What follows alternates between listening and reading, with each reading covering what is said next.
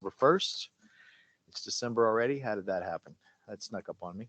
Um, we don't see my co-chair here. I don't have any opening remarks, and we'll just get right to it then. We're recording, I gather. This. Oh, can everyone on the call hear me? Anyone? Yes, Secretary Becca. All right, Nice great. to see Someone you. can hear me. That's good. Yes, we can hear. Oh, there she is. Miss Shaw is. You're a small dot on the screen there. Do you have any opening remarks? I do not. All right. Well, thank you. We will get right with the public comment period then. Public comment portion of this agenda always starts our agenda. Members of the public have an opportunity to speak. Before making your comments, please seek recognition by the chair. If you have extensive remarks, we hope you can limit them due to the time constraints of our meeting. With that, I'll recognize any member of the public that wishes to speak at this time.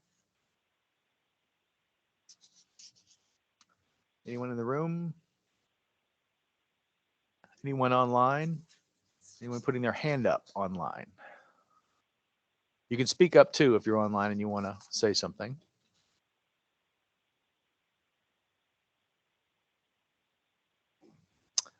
All right.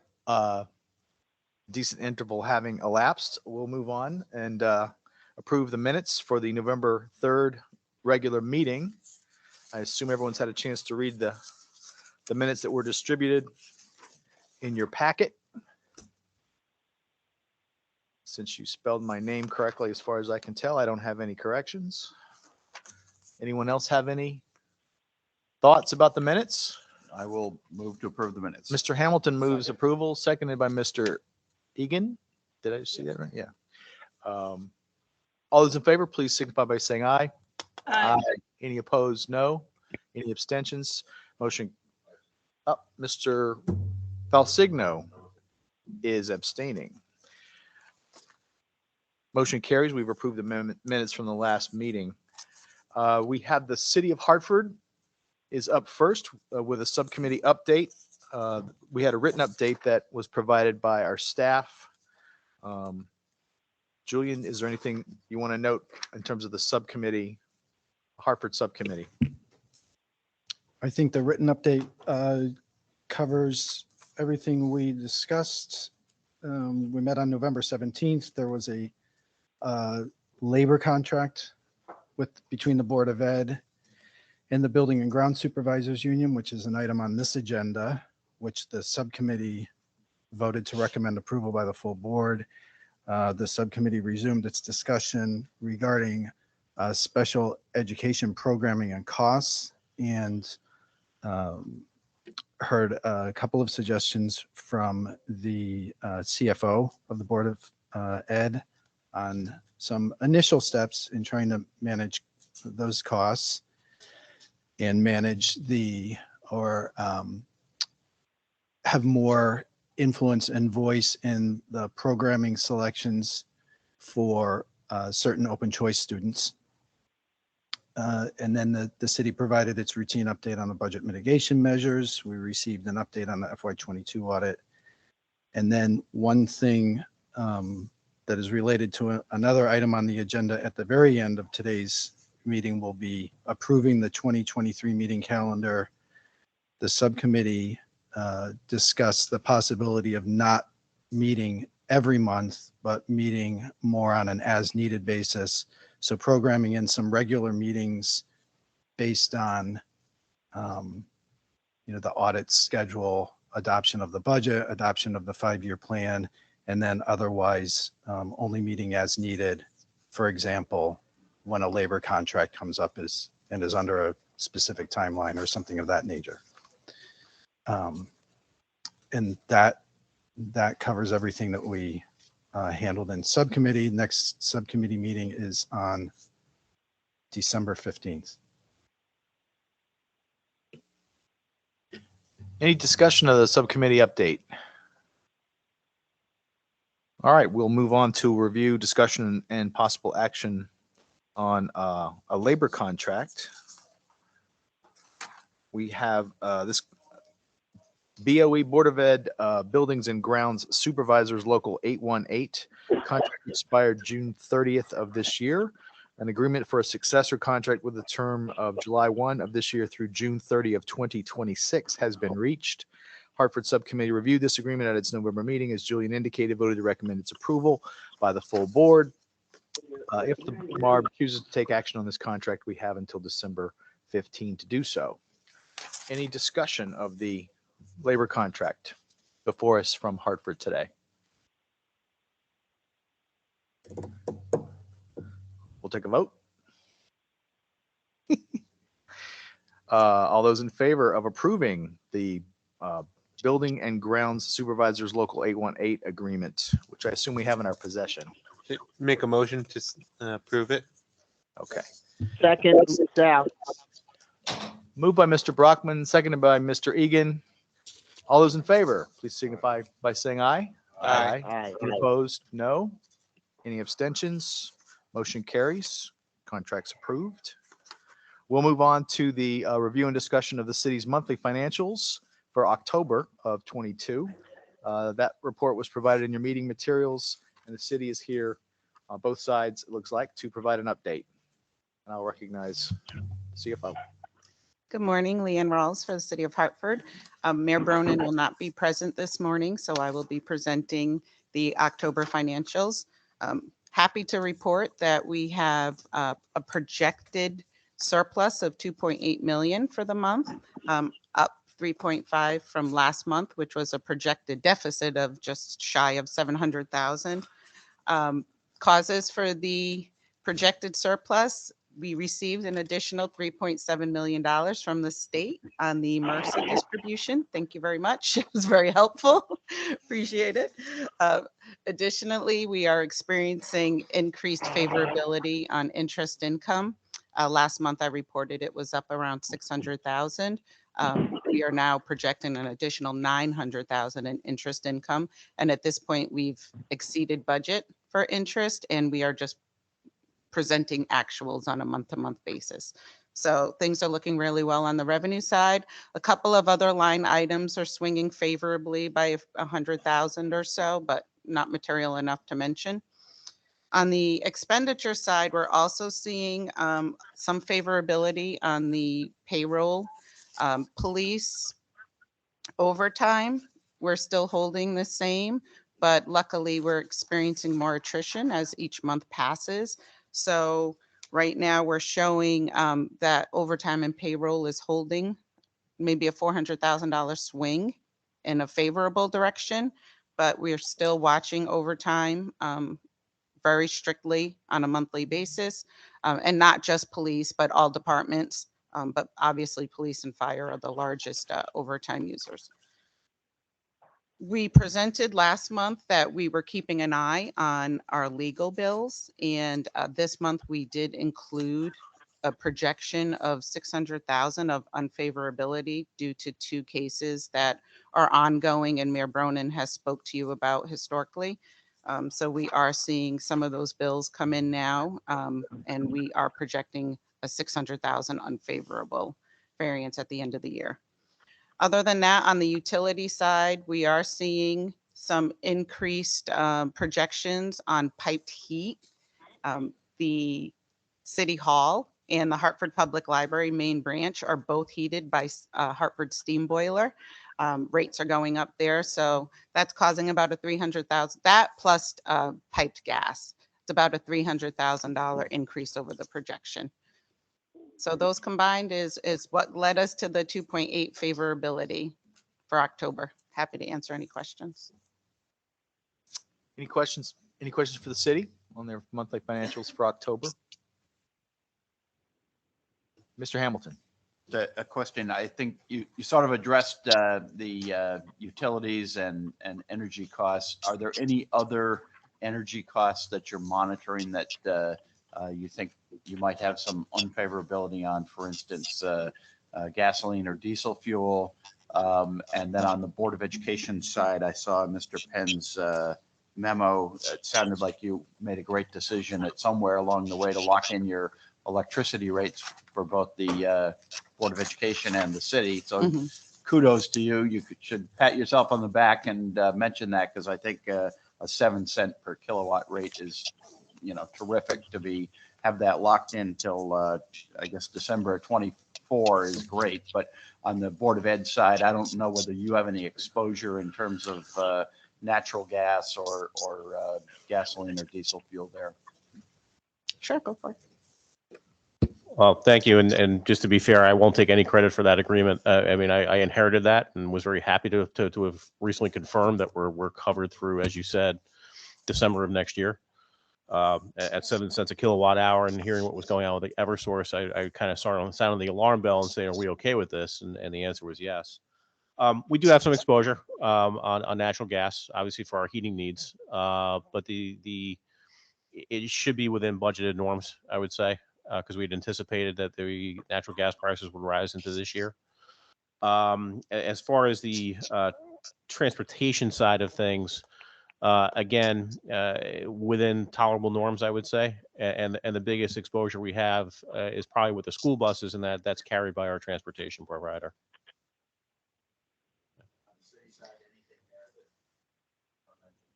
Nothing too concerning. So built into the P3 projection was a $600,000 projection on an unfavorability in gasoline and diesel fuel.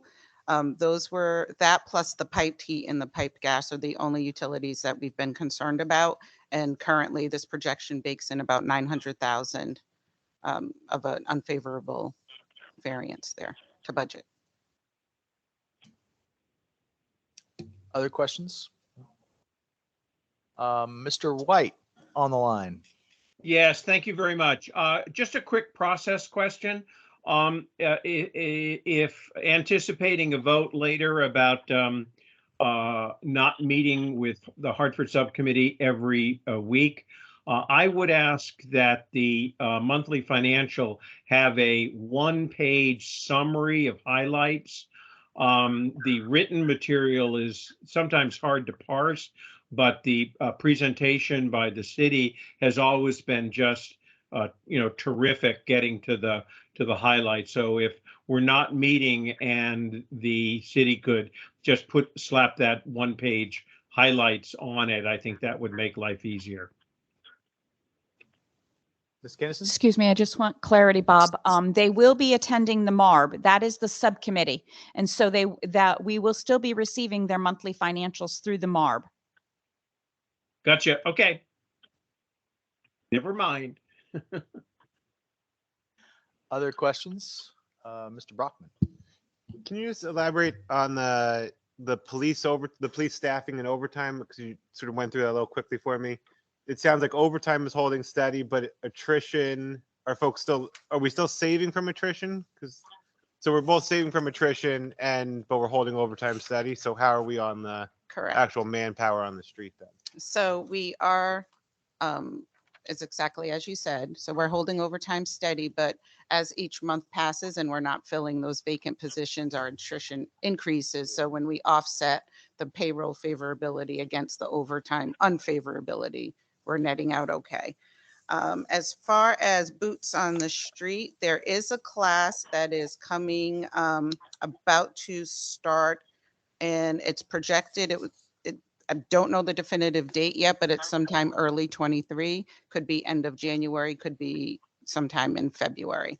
So that class has, I want to say approximately 30 new officers coming, and that's about the only change to head count. You're welcome. Other questions? Mr. White, you still have your hand up, I believe. Other questions of the city on their monthly financials? Mr. Penn, did you want to say anything else, or? Not if I don't have to.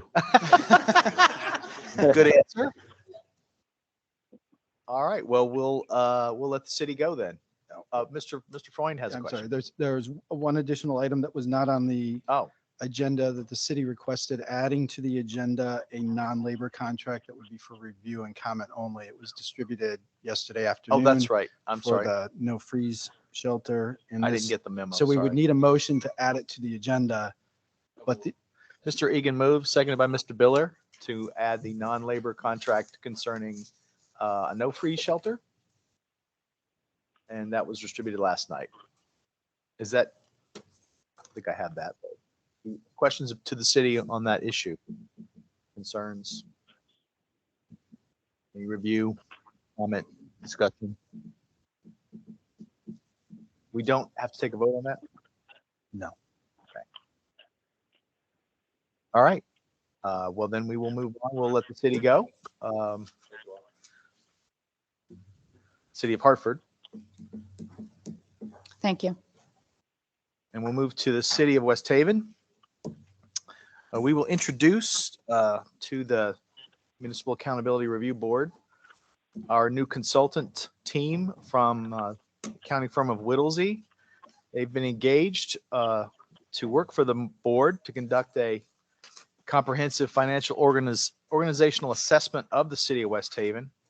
And members of the consulting team are here to introduce themselves to the board and describe their approach to this project. We've got a PowerPoint presentation that I think we can put on the screen, and Julian is distributing copies in the room. And I'm going to welcome Mr. Sullivan and his team. Is the Everybody. presentation going to show up on the screen over here? Okay, In a minute, we hope.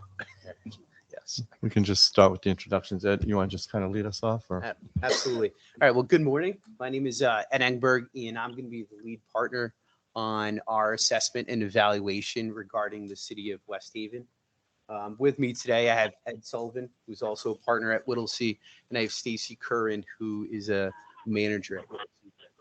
I'm going to kick things off to Ed Sullivan, and he's going to give everyone a little bit on our firm profile and also talk about some of our related experience. Great. Thanks, Ed. So everyone, you can see the PowerPoint presentation there. Thank you for having us. We appreciate the opportunity to be here. I think overall, we're just going to try to give a high-level overview, one, of the firm, just so people who may not be familiar with us can have a little knowledge about who we are and what we do, and then talk a little bit about the project and our kind of high-level approach to that as well. So we're in the very preliminary stages of that. So it's a good opportunity just to keep the board informed of that. So a little bit about Whittlesey, just quickly. It's the firm has been around. It's in its 61st year, been around since 1961. We have roughly about 160 employees, including 20 partners, located in 3 different offices, 2 in Connecticut. One, our main office is in Hartford, and then we have an office also in Hamden, Connecticut, as well as office up in Western Massachusetts in Holyoke, Mass. We are the largest Connecticut-based firm in the state. There are other firms who have presences located there, their headquarters located outside the state, but we're the largest Connecticut-based firm in Connecticut at this time. And we're also the 6th largest regional firm in New England, according to Inside Public Accounting. In addition to the firm, we also belong to an association of accounting firms, Lineal Global. It's a great resource for us. It's about 100 other firms across the country. They're involved in this group, but it also gives us resources that are available to us through our member firms that we may or may not have available within our firm, and gives us sort of a deeper bench and also the ability to draw on these expertises, much like some of the national firms do as well. And so many times we call on those resources as part of the work with our clients. I would say we're a typical accounting firm, or I think part of it's blocked off by the bottom of the menu there, but a typical assurance firm, audits, compilations, reviews. We practice in many different industries as a firm, but we do have a significant practice in tax-exempt organizations, which include nonprofit organizations, as well as state and governmental work that we will talk a little bit about in a second. We also have an advisory practice, which does a myriad of activities, a lot around for-profit organizations, but also with nonprofit organizations, with system reviews, HR consulting, IT, strategic assessments, et cetera. Typical tax practice with corporate and individual tax exempt organizations, as well as a technology arm, which really is deals with security information reviews, system support, cybersecurity, and networking development. Next slide, Julie. Just some related experiences around things we've done. We've done quite a bit of reviews of internal control systems of different organizations, including governmental organizations, make recommendations, have assisted with implementation of those issues. The same with assessment of policies and procedures and best practices for organizations. Also making recommendations and implementation, operational reviews, forensics examinations, human resources and staffing, which kind of come under the same category, placement, job descriptions, HR processes, as well as assistance on special issues that arise under human resources as well. And then as part of technology, cyber security and technology, which we talked about on the previous slide.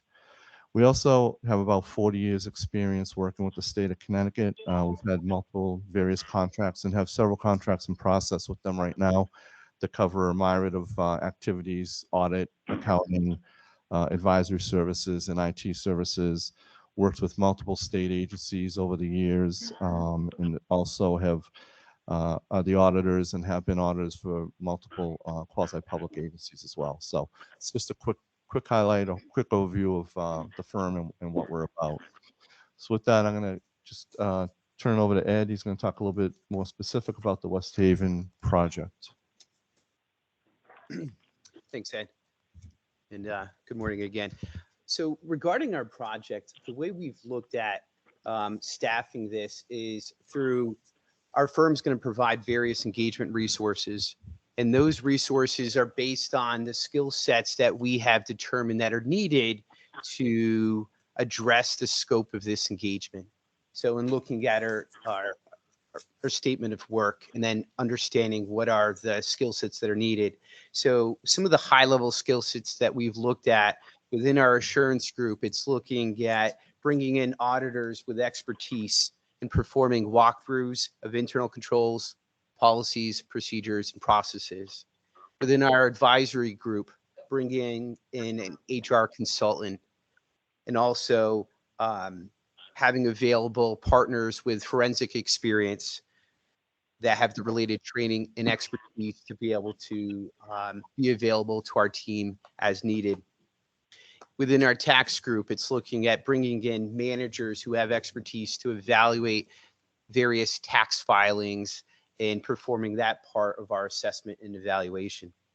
Our technology team will be bringing in cybersecurity and technology expertise to be able to perform the assessments that we're going to talk in a little bit further in our presentation in a little more depth. We can go to the next slide. Regarding the scope of our engagement, what we're going to be following is our work order that's been put in place with the OPM.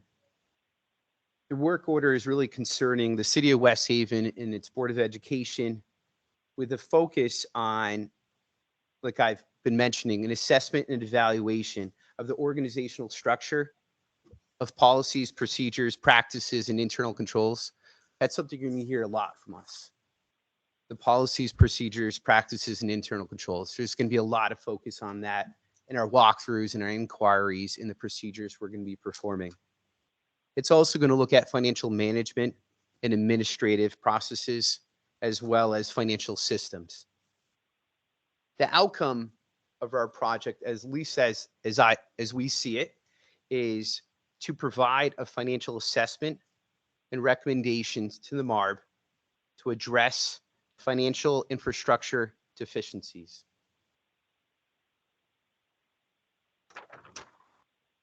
We can go to the next slide. We're going to go through our approach.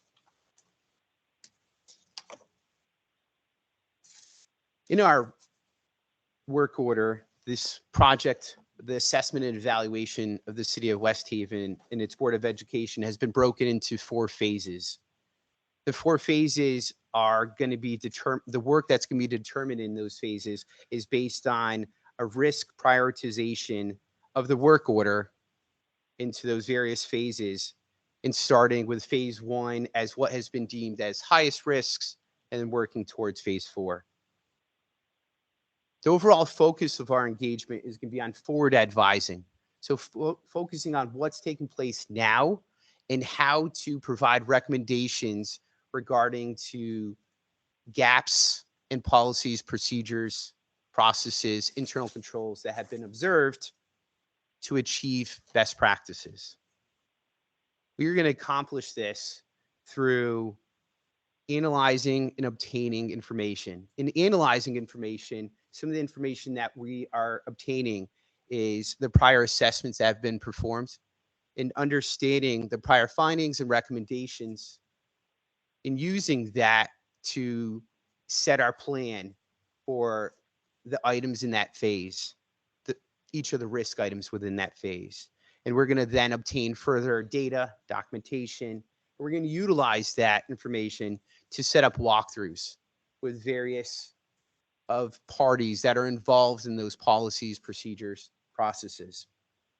Within those walkthroughs, the goal of that is to understand how those policies, procedures, practices, processes, internal controls, how they have been designed and implemented. With that, we will then come back and assess and evaluate our observations from those walkthroughs. From those observations that we have assessed and evaluated, that will also lead to further check-ins with the Marb. It will lead to further check-ins with the mayor, the superintendent. Some of the things that could be discussed in those meetings is what's the status? What are the next steps? What are some of the things we're finding? Also, I think one of the most important things is what assistance do we need to further push along our project? Are there any hurdles that are in the way? Are there things that we're not able to stick to our timeline because of being able to get access to individuals or time of individuals? So that's one of the key things that will also be discussed, with the Marb, with the mayor, and the superintendent of the Board of Education. And overall, we will be providing recommendations, and the recommendations are based off of our work performed. And the way I look at those recommendations, it's to get from where you are now to achieving best practices. We can go to the next slide. Stacy Curran is going to talk about inventory of policies and procedures, and also some of our current focus related to internal controls. Good morning. As Ed mentioned, I will just do a high-level description of our current focus, where we are right now, and what our initial steps are. To get started with the City of West Haven and the Board of Education, we are obtaining the relevant contact information for the appropriate personnel, where we will begin our inquiries and our procedures. From those identified people, we are requesting policies, procedures, internal control documents, and any relevant forms that are integrated parts of those policies and procedures. We'll also obtain an understanding of the policies and procedures timeliness, when they were most recently updated. Are they current? Are they reflective of what's currently happening in physical practice? We will analyze our inventory of policies and procedures, looking for gaps. And they're going to fall into a few discrete categories, most likely. We'll find that a policy of internal controls is written, and we'll find that it's properly designed and implemented. We may also find that a written policy has gaps in its design, that it is missing perhaps a segregation of duty or key control or some appropriate internal control process, or it may not be properly implemented. And we will also find that there are policies, procedures, and internal control practices currently in place that are not documented, So we will determine what those are and obtain an understanding of those. And also, again, are they current? Is what is documented and what is being communicated to our team as an internal control practice, is it current and is it what's being done?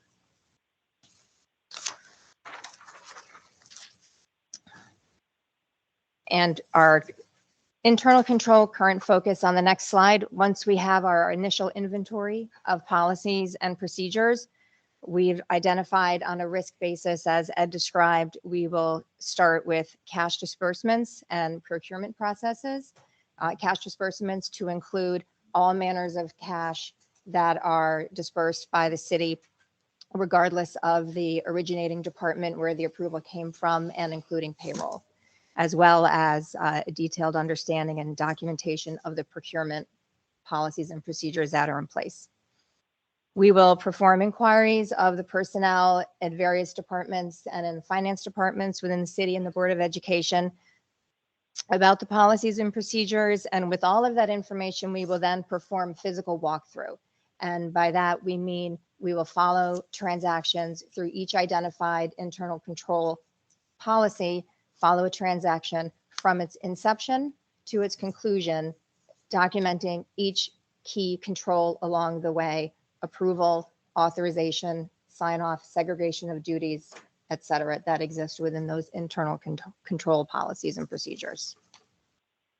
And that's the point where we are right now, getting started on that work. Just to touch a little bit of, oh, I'm sorry. There we go. All right. Just to touch a little bit upon that. One of the key ways to look at internal controls is to not just focus on what's taking place, but to take a step back as an auditor and say, what could go wrong, right? And, you know, as an auditor, we can go from our experience, we can go from, you know, just looking at the control environment, looking at the steps that are in place, the procedures in place, the processes in place. And then from there, we typically like to then just brainstorm. What are the things that could go wrong? And build that into our inquiries and into our processes for when we're asking questions to understand, is there something there that can catch this, what could go wrong, or prevent it from happening? And so that's, I just wanted to add that as well. Going on to our next slide, one of the other areas that we're going to be focusing on is human resources. And that's as it relates to the City of West Haven and the Board of Education. To start that off, we're going to be focusing on obtaining updates on prior recommendations that were made in prior assessments. We're going to do that through inquiries and walkthroughs of those related recommendations to understand, have they been implemented? Have those recommendations been put in place? There's two areas where those recommendations, where we're currently going to be focusing on in our phase one, is compliance and staffing. In compliance, it's going to be understanding, have the related forms and documents been put in place, the changes made? For policies, procedures, and processes, have those recommendations been made? Have they been put in place? And have they been implemented? For staffing, it's going to be looking at recruiting and hiring processes. It's going to look at candidate screening. When we're looking to hire a person to fill a position, how is that done? What are the skill sets that are in place? How is it screened? How is it compared against other candidates? And how is that final decision made for how that employee is hired? In addition, we're also going to look at and get an understanding of staffing levels and an understanding of skill sets and qualifications of management level staff.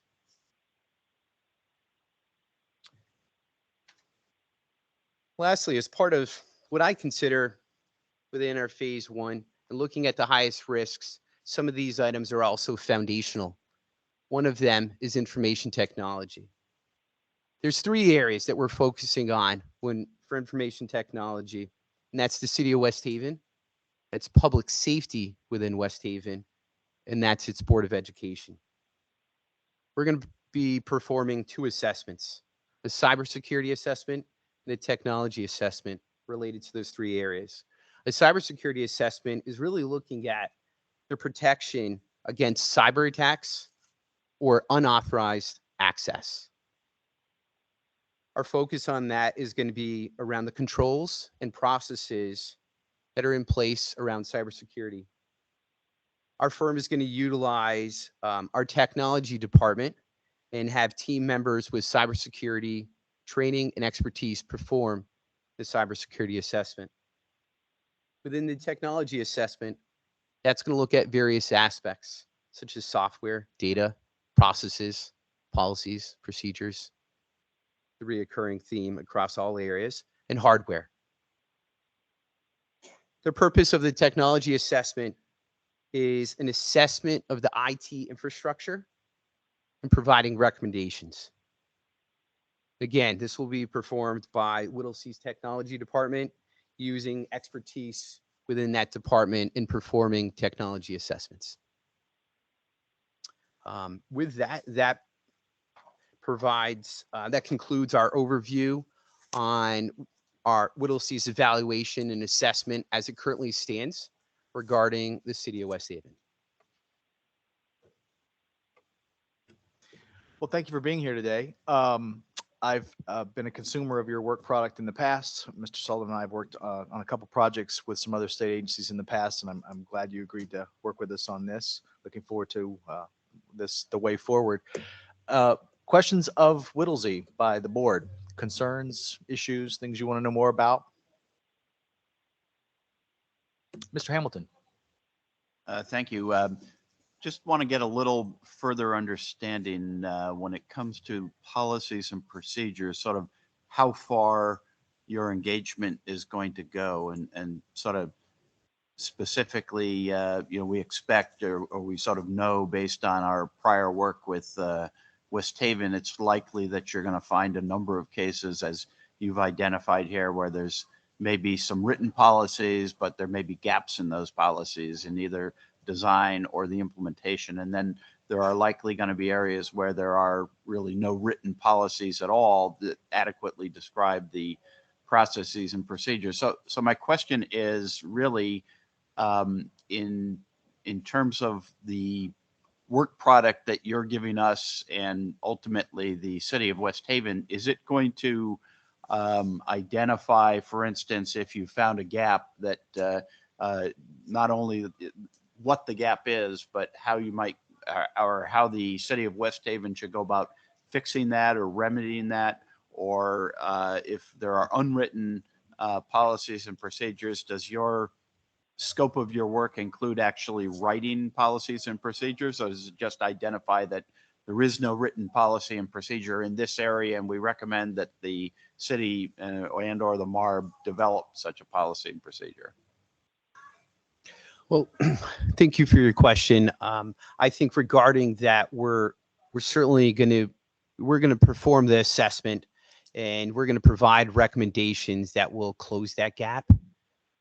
When there's a situation where there's nothing written, our expectation is that we're still going to perform walkthroughs so that we can provide recommendations on what's in place and what our recommendations are to identify those gaps and then close those gaps with best practices. Outside of that, what I do understand is that our recommendations will then go to the Marb, and the Marb will then be using those recommendations with the financial manager that will be hired at a later date to implement and put in place those recommendations. I guess a follow-up question, one of your responses kind of triggered off in my head. Does your work include any development of process maps, either current as-is process maps and sort of to be or proposed process maps in these areas? In looking at our statement of the work order, there certainly are flow charts that are going to come out of this, so that way we can provide visuals that will help readers understand what are the controls that are in place? What are the policies, procedures? And so that way you can visually see if there are issues with segregation of duties or if there are gaps within those processes. Okay, I would just sort of add, I find personally process maps to be really helpful, when you're trying to sort of change how things happen, how processes occur. I think they're useful for people who are, in the trenches, as well as useful for us sitting on the board to evaluate and understand. So. Yeah, I envision this process as being somewhat iterative in as much as they'll be in front of us and with us over the coming months, and they'll be giving us draft information. And if, as we go along, if you want more detail or something more elaborate, I think they can give that to us. My recollection is that it would ultimately fall, though, to the city and probably the board talking to the city about here's the response to this, and here's what the policies and procedures now we're proposing, reforms and that sort of thing, and we'll have the opportunity to recommend that to the city, I'm sure. Mr. Sullivan? I'd just say generally these types of engagements kind of evolve as you go through them as well. So as we kind of go through the process, we'll be addressing with the staff and talking about, which direction things will end up going. And so it's kind of a working process as much as there is a work order out there. So, and that's typical of how these kind of flow. Other questions? Mr. Brockman? So can we, Julian, I forget if you guys could resend the work order or the RFP that we did. I know we saw the draft version a while ago, but I think that would be helpful for me at least. I presume for everybody. My question is related to the cybersecurity piece of the presentation. I think I really appreciate the first 3 sections of what you talked about. I do, and not to diminish the importance of a cybersecurity assessment. I think that probably the state should do more to help our towns with cybersecurity assessments, but I'm not sure that's the role of the Marb, and I'm not sure that we have the authority on part 2, even if you identified issues, to actually do anything about that. So I don't know if, my other concern there is we have a lot of work in parts 1 and 2 that we've identified that were part of our report to the governor as to why Tier 4 was really important. And I am concerned that adding to that not to say it's not important, but adding to that is going to distract us, or has the potential to distract us and distract the financial manager from the important focus on what brought us to this moment. So I do question whether or not we should be going down that path, and I'm very hesitant about adding that to this. Like, I'd rather take that slide out. I think I have a comment on that. I think that all of the work that Whittlesey is doing has to be within the purview of this board. And our concern is risks to financial stability, risks to the treasury of the city. Cybersecurity bears on that. You could have a risk that's related to our purview. That's within. It's not the global cybersecurity kind of thing. I think it's more focused on what the Marb is here for. So I appreciate that it's part of what they're doing, but I wouldn't expect it to veer from what our purview is in terms of the financial position of the city. Ms. Kinnison. Yes. In normal standard audits as a CFO in the past and executive here at the state, I want to let you know it is a standard practice when you're going through your annual audits that you should, not all firms do, perform an IT assessment and to make sure, one, unauthorized, you have banking wire transfers that happen every day. You want to make sure that banking has proper security and proper levels of approval before they start shipping money out. That is really important, important control for us to be aware of. In addition to, they perform, I've worked with Whittlesey before in this area, and they do have a robust team that can do that and provide a stress test on their system. And that is important. One other thing is it will identify very quickly areas of weakness. Now, there's also been an IT audit that was done after they had a breach a number of years ago. Julian, how many years ago? 2, 3, 4 years ago?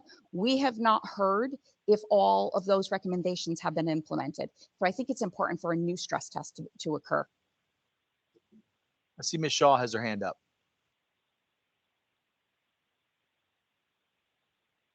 Ms. Shaw, hello, Christine?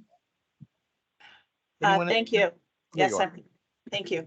Thank you for the presentation and an effort just to anticipate the kind of reporting we will get from Whittlesey. I'd like to use an example. You had described that the scope of the work will involve evaluation of practices and procedures where there are gaps.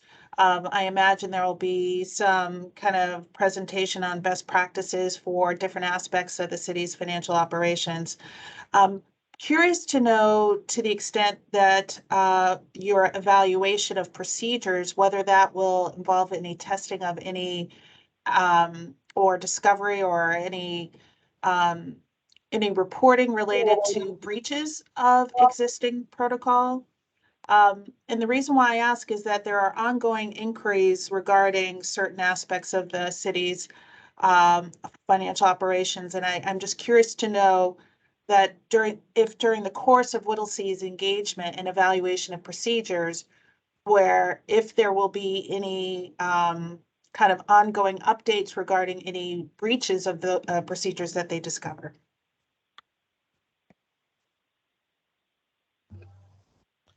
Well, thank you for your question. You know, certainly as part of our project, there is the open communication that will take place with the Marb regarding findings or maybe things of the nature that you have brought up. So if we were to come across those during our evaluation and assessment, those would certainly be brought to the Marb's attention. And we would then seek their guidance on if they want to adjust any of the procedures we're performing from there.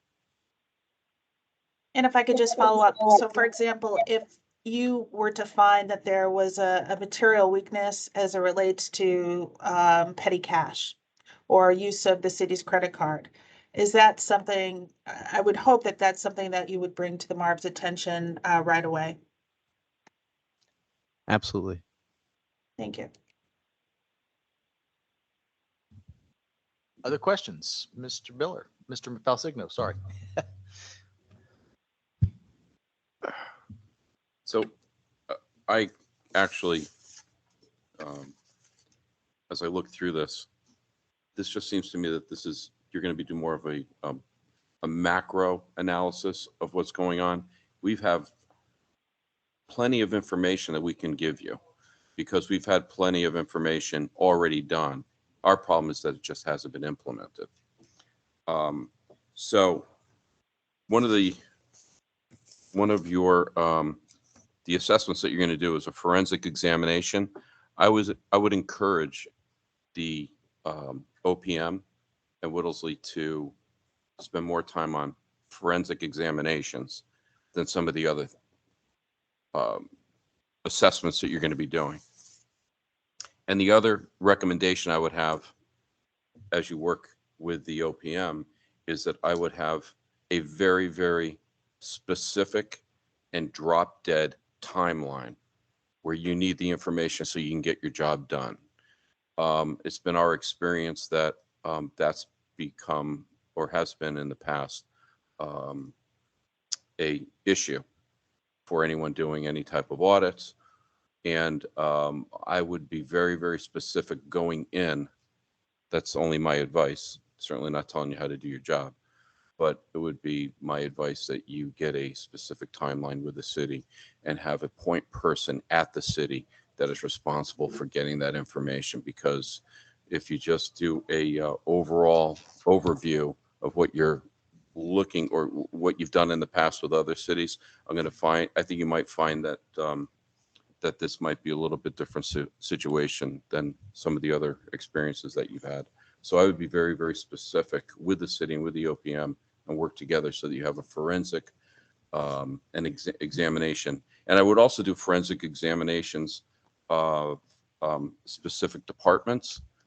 I would do almost, I would do unannounced audits at different departments just to see what you find. I think that's going to be very specific to helping the city get to where they want to be. Any response? Yeah, thank you. And we'll work with staff and, you know, as we said before, I think we'll kind of go through the process and work with them to make sure that we're all heading and rowing in the same direction in terms of accomplishing what the Marb wants to accomplish. And I think following today's meeting, if members of the board have any particular inputs they want to give through the staff that we will convey to Whittlesey, that specific things that you are aware of that you want them to look into or at least be aware of it as they do their work consistent with their scope, I think that's appropriate.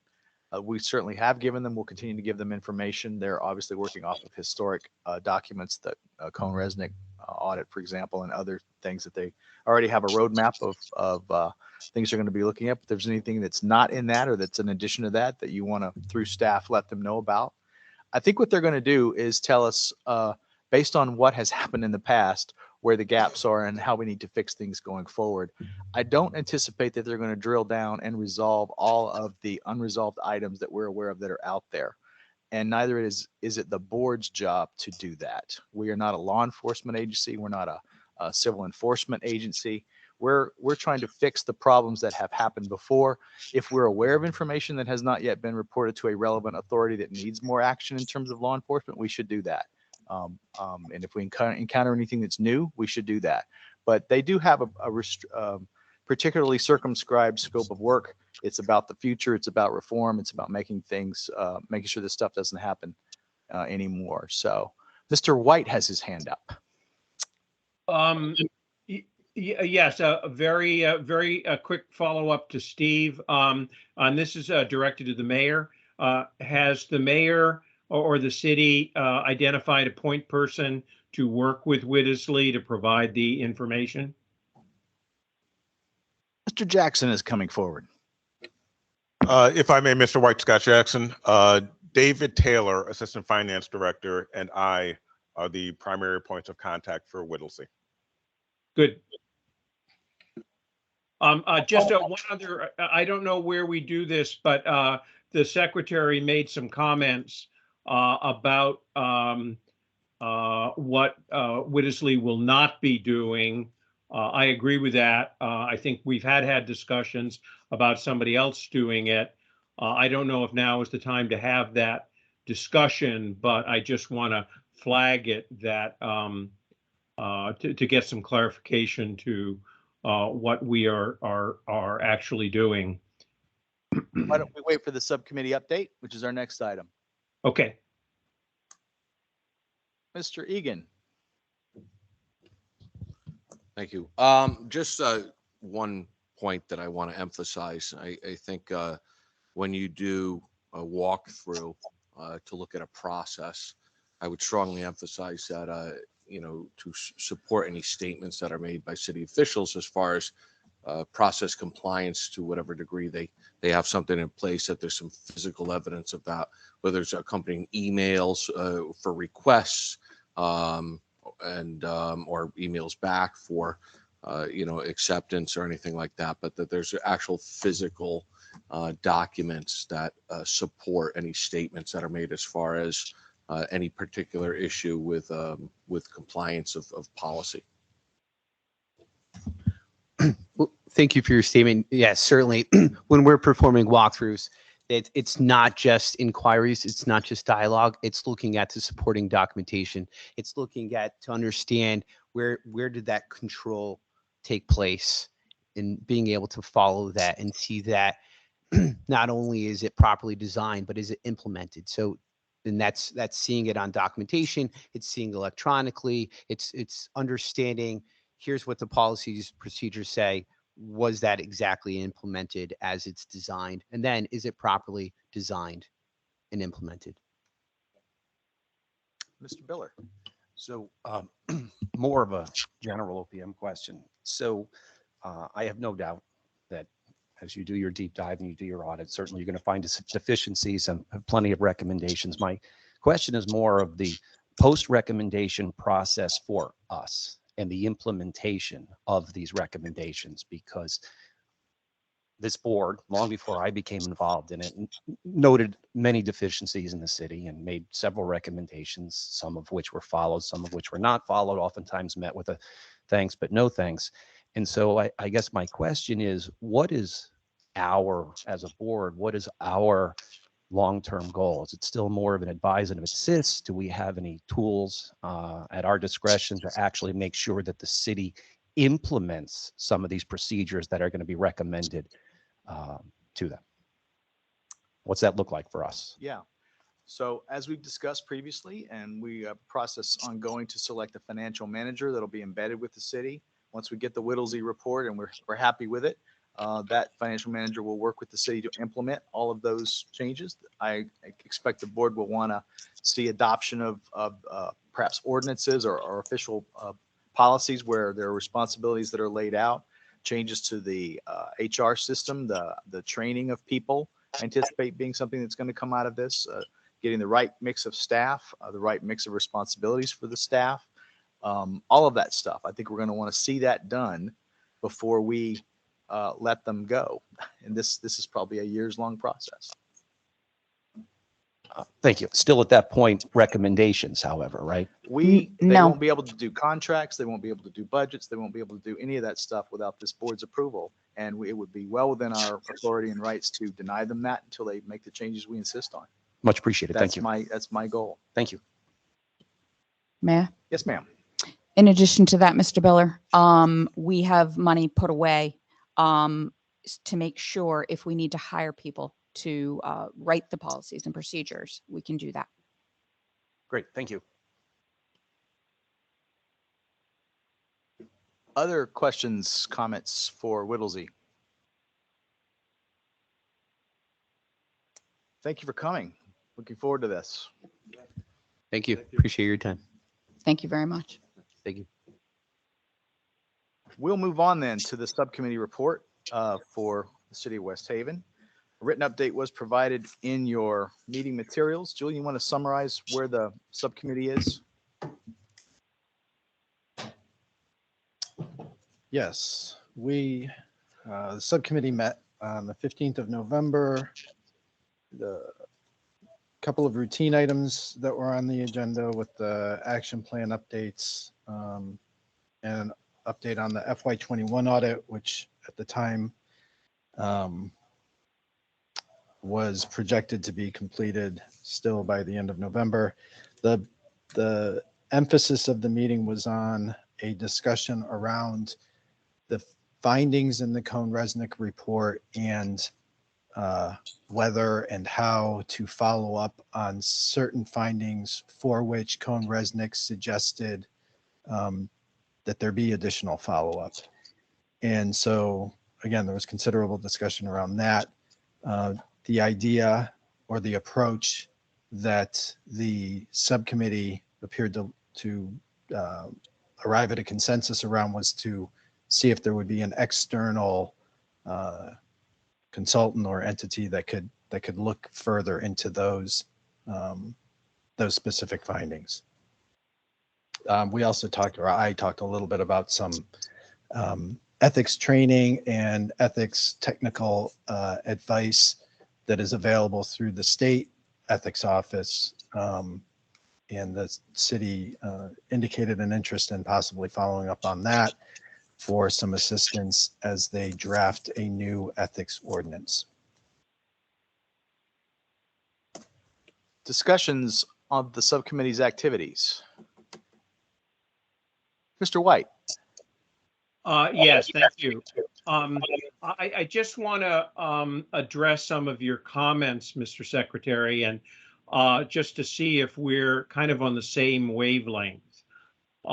We have had a long conversation. We've had the Cohn-Resnick report, which said that there are certain practices that may very well be taking place throughout the city beyond the report, beyond the CARES Act stuff. and that there has been a notion that there are some people within the city that don't care about policies and procedures. That we've taught, one of the reasons we recommended that the city go into tier 4 was because of a culture of really not caring. And sometimes weak procedures are there so that people can take advantage of it. And there seems to be, based on the Cohn-Resnick report, some evidence that people are taking advantage of it. And to the extent your comments that, we are not a law enforcement agency, comment that I agree with, to the extent that you're saying we're just going to not look at that, even though we have evidence that some bad things have happened, some of which may be criminal, some of which may be waste, fraud, and abuse. I think waste, fraud, and abuse is within our ambit. And if there is a disagreement, I think we ought to hash it out. The board ought to hash it out. Often, and I've been involved with this as a prosecutor and as a private attorney working with a law enforcement agency, is sometimes the law enforcement agency can't look at everything, and that they would appreciate some evidence that suggests that there's something, and they take it further, or they just say, look, we're up to our eyeballs in alligators, we really can't look at this, and that's fine. But I do want to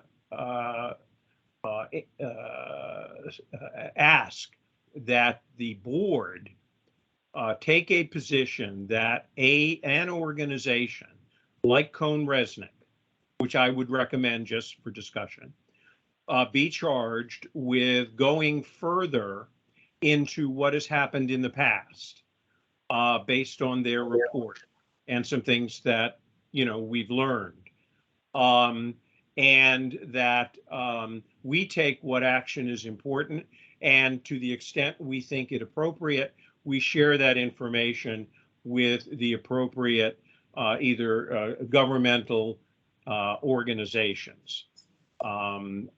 So that would be my request for discussion. Thank you for that. I don't think I ever said there's something we should not look at. I never used those words and would not use those words. We should look at everything. The question is, what do we do when we find something? It's not within our power to do anything to discipline any individual, to fire them or to prosecute them or to otherwise impose any civil liability on them. If we derive information from any source of wrongdoing, we should absolutely report that to relevant authorities. And I would never suggest anything to the contrary. I anticipate Whittlesey will go into the Cohn-Resnick report and any other information we've given them, any information we choose to give them today or after today, and follow that through and understand what happened, what's the gap there. And if there's something that hasn't been reported to a relevant authority that is wrongdoing, they will do that too. They could do it through us. We could make it through the relevant authority. I'm not sure what is added by yet another entity beyond the one we've hired to do this. Okay, that's for the board. I do suggest that there is one thing we can do, and we find something in addition to what you've suggested. And I'm pleased you clarified at least what I understood. But that is sunlight. I do think that we have an obligation to take verified findings of fraud, waste, or abuse and make sure that goes on the public record. And what the voters of West Haven do, they do. But I do think that one additional thing is something we do have to change the culture, and that is sunlight. And I would hope that would be whoever it is that looks at it, that would be something when we discuss, put it together, we can make some kind of public comment. And I do hope that if you don't want another entity involved that is CohnReznick, which has already gone down this route. And what I hear Whittisley saying is they are really what's going on now. And I think my focus is what was going on in the last couple of years, which I understood very clearly was not part of their focus. So I'm a little afraid that what we're looking at is going to fall through the cracks because it's very clear Whittisley is appropriately looking at what do we do to fill the gaps going forward. And I think that's very important. But we cannot ignore the fact that we have demonstrated evidence that there are a number of people in West Haven for a long period of time that just don't care about that. So that's my point. Can I weigh in? It's Sal Luciano. Go ahead, Sal. Yeah, so I share some of that concern. I mean, somebody talked earlier a little bit about a forensic audit. And a forensic audit would be looking at every single check and et cetera that the cities put out there. And that may be, even if possible, that might be just inordinately expensive. However, I think, to the point being made that the lack of clear policies might not be an error of omission. It might be an error of commission. And so where there seems to be clear, almost wanting to be no controls, perhaps in those areas, especially if we already found that there were some checks written that shouldn't have been written, that in those departments that perhaps a forensic audit is needed. Mr. Egan.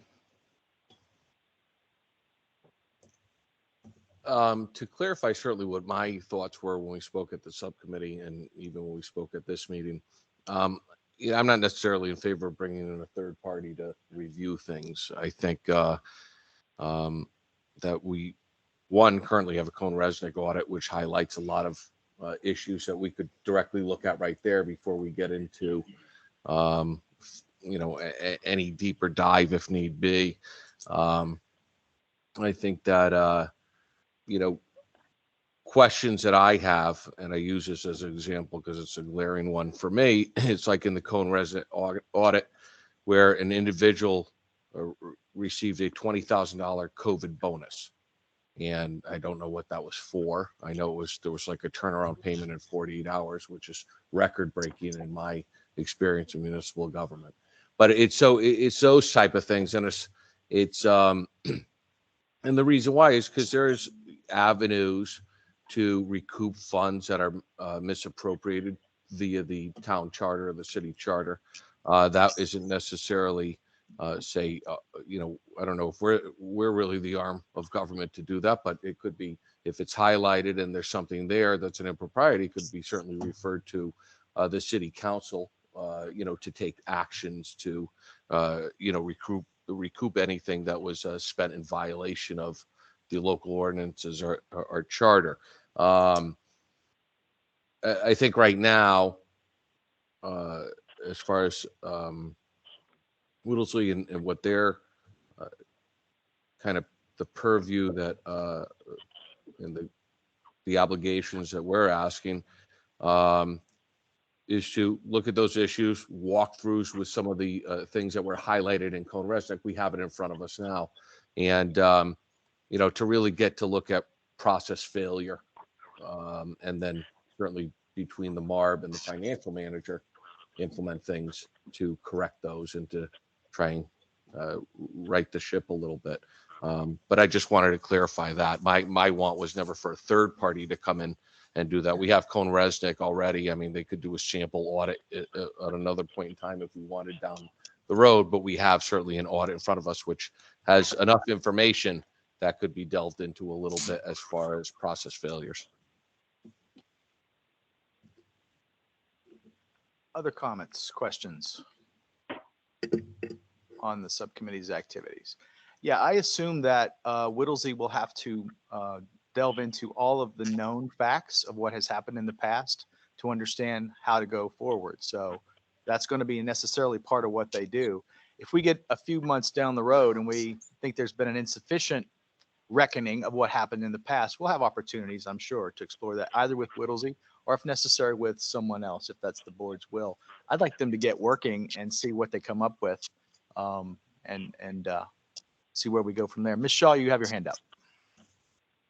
Thank you, Mr. Secretary. And to your point, what I think Whittlesey will give us is a roadmap for where the greatest weaknesses are and the greatest and most immediate areas for us to address. And if further inquiry is necessary, I imagine that the Marb has the ability and resources to engage whatever resources may be necessary to have a more thorough review. So this is an important first start to the inquiry, the more focused inquiry beyond what Cohn-Resnick has uncovered. So I believe that the issue of whether a third party should be retained to do a deeper dive, a more of a forensic audit, that's something that remains among the tools in our tool belt. Thank you.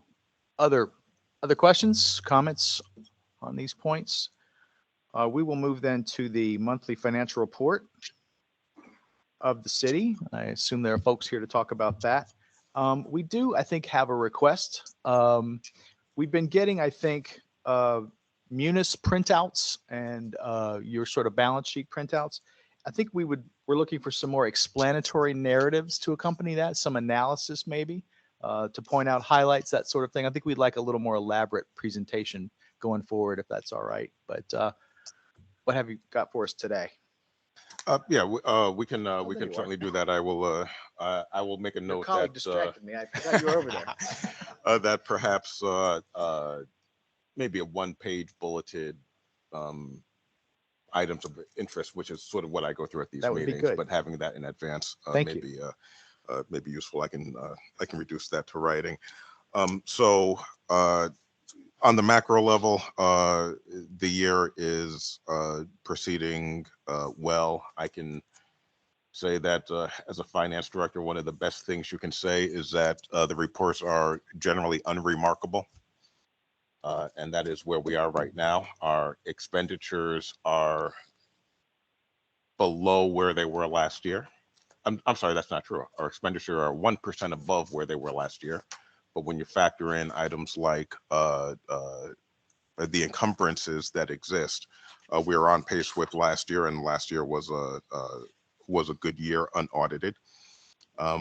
Revenue is, when you account for timelines, there's been a change to one of our major funding sources, which is the tiered pilot. When you extrapolate out the timeline issues, we're actually ahead of where we were last year. Taxes are doing well. We're at 52%. State aid, like Hartford, we thank you for the MRSA payment. That's very helpful. One difference, I think, if you take West Haven now versus West Haven 10 years ago, is that we have the liquidity to manage these changes in state aid. We are very well cash positive. So when we look at the system in its entirety, we can manage these changes in revenue without having to do things like seek advanced ECS from the state or things like that that have been utilized in the past to manage liquidity. So state agents material reference that. Some items of note, interest income is, we're at 400% of interest income at this point. Thank the Federal Reserve. Indeed, and it's going to go up probably another 50 basis points next month. And since we're sitting on a larger corpus of cash, it's only beneficial to us. So interest income is of note. One item that we're really paying close attention to is building permits.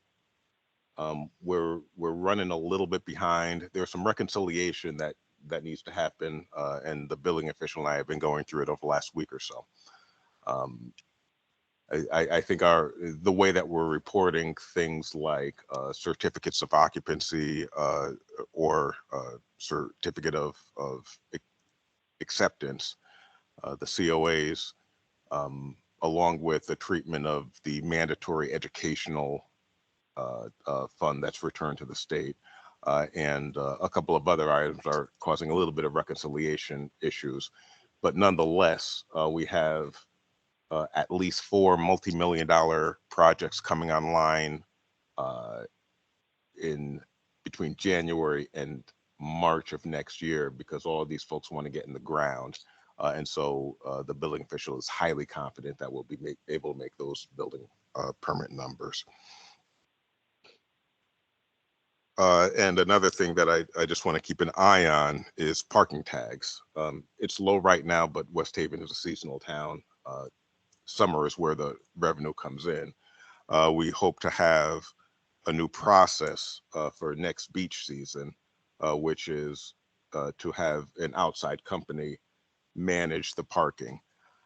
Parking right now is a cash-based business, and cash-based businesses are not something that I or many people in my industry appreciate. So we're going to go to a card or phone-based system. We believe that at this point in American history, we can count on people to have phones and credit cards so that they can pay it that way. And the enforcement will also be managed by an outside firm. So we're hoping to see better returns with less effort on our part to collect and monitor. If you've got a cash box, we're taking $20 at a time. You need somebody to watch a cash box, somebody to watch the watch over the cash box, and somebody to watch that person. So it's a fairly labor-intensive operation that we're hoping that we will improve next year. On the expenditure side, overtime, as we speak of every month, continues to be a driver, an analysis of overtime and regular wages, which is something that I'll be doing on a monthly basis. Overtime and regular wages at the last reconciliation point should have been 33% of the budget. It was 31.4% of the budget. So so those, and that's just regular wages and overtime. As you are well aware, there are, when you start adding fringe and et cetera, that's another 40%. So less bodies isn't necessarily reflected only in wages and overtime, it's reflected in other areas of the budget. But I'm just doing a straight wages and overtime analysis. And when you collapse those two, we are ahead on budget. Another item that keeping close track of is tip fees. The market is volatile, and volatility is not our friend. Right now, we are well behind. We are a participant in the DEEP program for separating out food waste, which is 25% of the waste, and heavy and dense weight at that. And so when tip fees are based on tonnage, moving that material to a different stream will be helpful. It is a temporary program. It's a 9-month program. We kicked it off a few weeks ago. We'll start to get good data on it just after the first of the year. But I think it's important for us to actually start to plan, as long as the data comes in appropriately, to start to plan to fund it and make it permanent in the city of West Haven. We have high hopes for that program. As do We may be as taking it do places. I firmly believe that every person who throws out a trash bag should spend a little bit of time at the facility where that material is deposited to get an understanding of what it actually looks like, what the processes actually look like, because it's astonishing and it makes you change your habits. The other item of volatility, and it came up earlier today, are utility costs. There,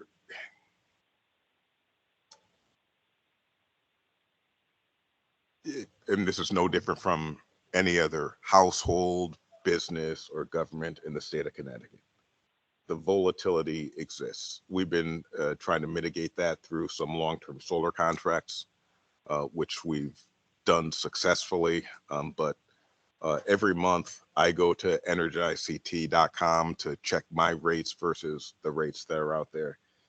And I myself am going to look at going cheapest to cheapest, another 60% on my rate on kilowatt hours. So it's something that we have to address. We have to mitigate. We have to continue to look at those sources that we can control, such as implementation of additional solar with contracts for long-term rate stabilization on that. If we have stable rates, we can manage stable rates. What's hard to manage are areas of incredible volatility. So we will continue to aggressively pursue that. So that is a look at the budget as of last day of October. Happy to take any questions. Questions of the city, Mr. Hamilton. Yeah, you touched on one of the issues, which I think you were here when I asked Hartford, was prescient in locking in their generation rates on electricity at just over 7 cents per kilowatt before the big increase, obviously before the war in Ukraine and so forth. I think last month I asked you this question for both the city and the Board of Ed, whether or not you had locked in. It sounds like you're telling me you haven't locked in. Now, obviously trying to lock in now, I'm not sure you want to lock in at the high of the market, but can you sort of confirm where you are with electricity, your generation rate, what you're currently paying, and what you expect to pay come January?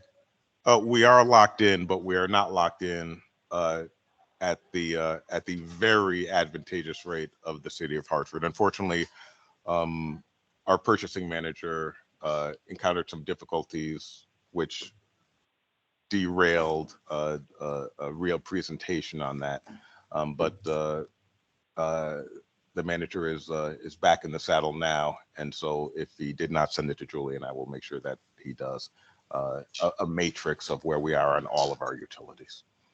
Okay, yeah. So I'm interested in the rates, the generation rates that you're paying and will be paying over the course of the rest of this year, and if you're locked in beyond this year, how long you're locked in for, at what rates, and same with the Board of Ed.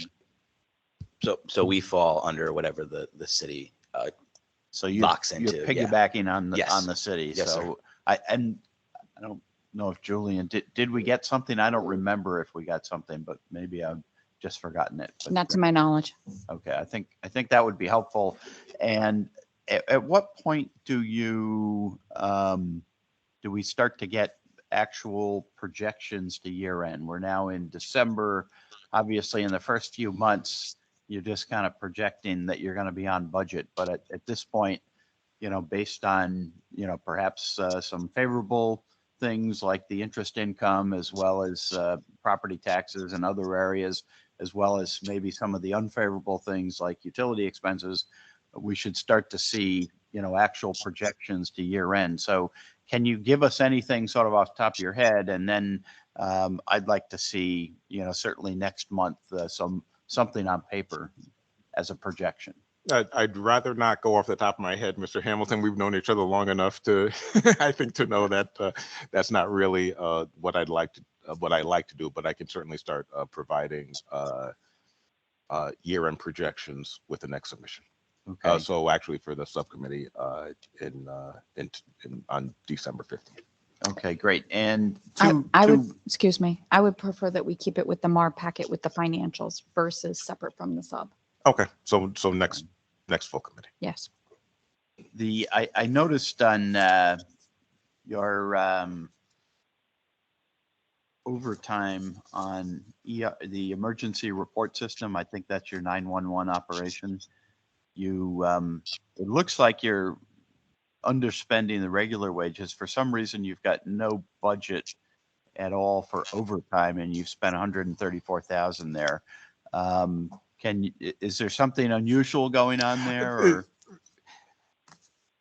There is, and I thank you for bringing it up because I had it in my notes, but I skipped over it. There are two departments, which in the maelstrom of my arrival, I somehow failed to pick up. Two departments had zero overtime when there is guaranteed overtime: IT and ERS. IT, I've been working with the IT director. I actually have a document in a transfer document into him right now for signature for $8,750 that will go to the Legislative Council. That looks like it will carry through the year for that. ERS, both departments historically have had $0 in overtime. And I cannot, in my research, come to a good reason why. So this board will see a transfer because it will be well in excess of $50,000. Right now, the number that I'm working on is $266,000 from wages to overtime. And so that will have to be passed by the city council and by the Marb. Okay. But there's a historic reason for it that neither the director nor I in our research can determine. But right now, you're projecting your regular wages are going to have enough money to cover that shortfall in overtime. And absolutely. And last question on workers' compensation, and I guess the part of the reason I ask is that we had previously noted the fact that the internal service fund has historically carried this large deficit for West Haven because you've never essentially funded your runout claims and the incurred but not reported expense. But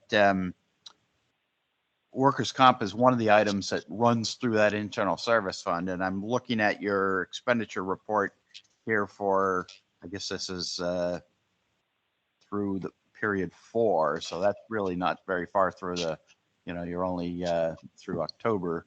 And you're showing budget of 1.6 million. You've spent 813,000.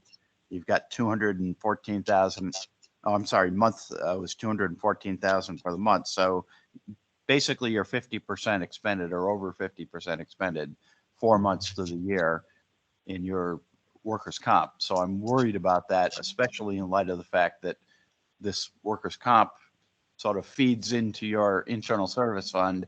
If you're going to run a big shortfall there, then you could have that could have implications for that internal service fund at the end of the year. Yes, that's accurate. And in the last 2 years,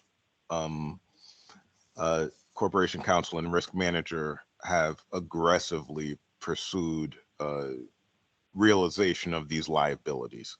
So the last 2 budgets have certainly seen overages in the workers' comp fund, but they're removing them from the longer term liabilities that had been rolling for a very long time. So we are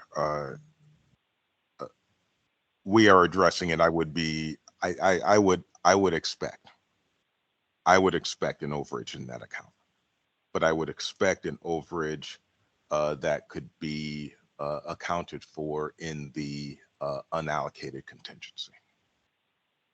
And the balance sheet or the audit book specifically, I think will reflect positive movement in the workers' compensation fund. Okay, thank you. And one sort of related but unrelated question. We don't have on the agenda actually here an update on the audit. And I am interested in hearing that. I don't know whether now is the right time, but I would like to hear an update on the 21 audit as well as really 22 audit. Go ahead. The 21 audit, there has been a request made by our auditor to review the final Cohn-Resnick audits before finalizing the document. The financials have been provided to us, and I'm happy to report that there may be very modest changes, but in large measure, the 21 audit is going to show what we have represented, which is a $2.3 million addition to fund balance. So taking it to 5.9 million. So we have what we believe will be the end stage financials, and that's the bottom line on the 21 audit. Not finalized. We do not have the findings or anything like that, so we haven't been able to start to craft a management discussion and analysis based upon those. There's certainly some boilerplate stuff that I've already crafted, but it's not ready to go. You know, ordinarily it's a couple of weeks to develop something like that, and we don't have enough to go with it at this moment. May I?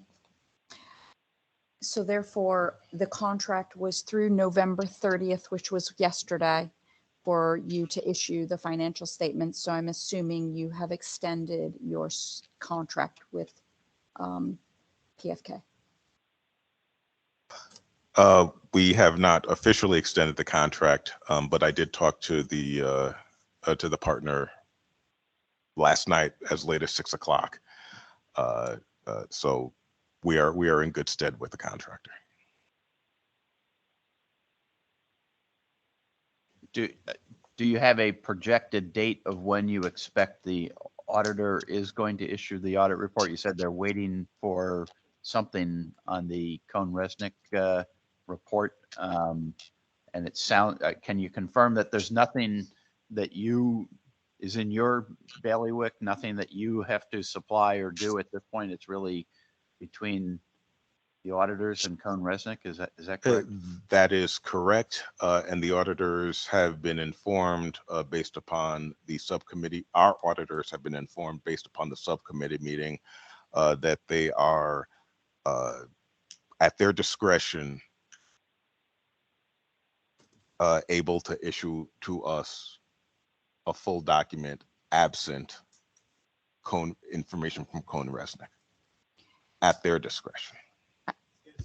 I just want to clarify, the Cohn-Resnick is not an audit.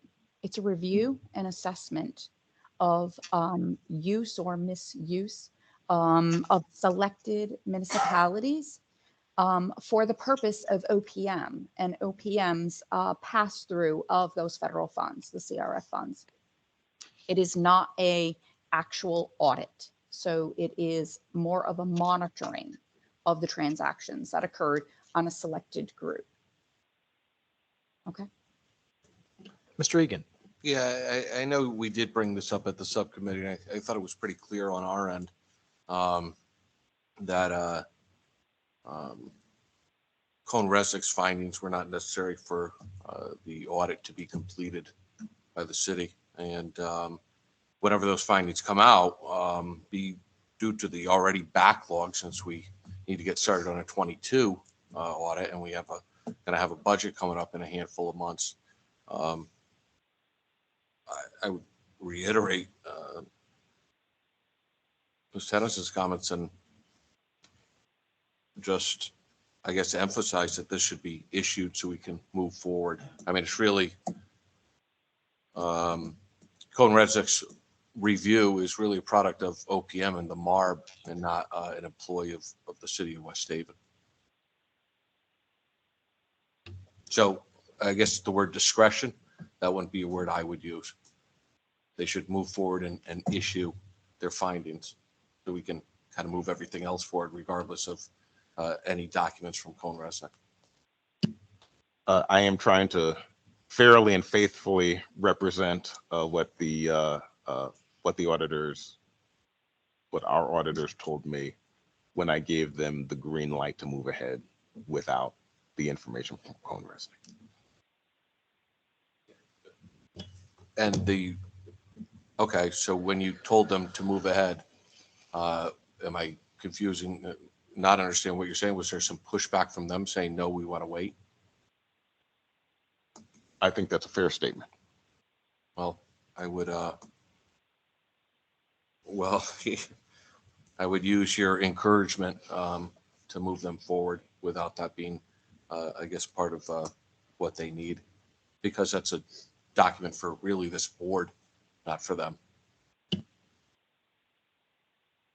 Sounds like good advice, Understood. Mr. Jackson. Mr. Hamilton. And really, the 22 audit, if we were on a normal schedule, you would be finishing up the 22 audit by state law without a extension that's due at the end of December to OPM. So can you give us an update as to the 22 audit? Yes. Part of the reason that the auditor and I were in conversation last night was you must provide a request for extension, the first extension, 30 days out from the timeline of the due date. So since we're not sure that we'll be able to get it done by December 31st, we had to submit to the OPM portal, to Fiscal Health and Monitoring System, by yesterday, a request for extension, which we did. We asked for a 30-day extension to the end of January. Track, do you think, to having that audit completed by the end of January?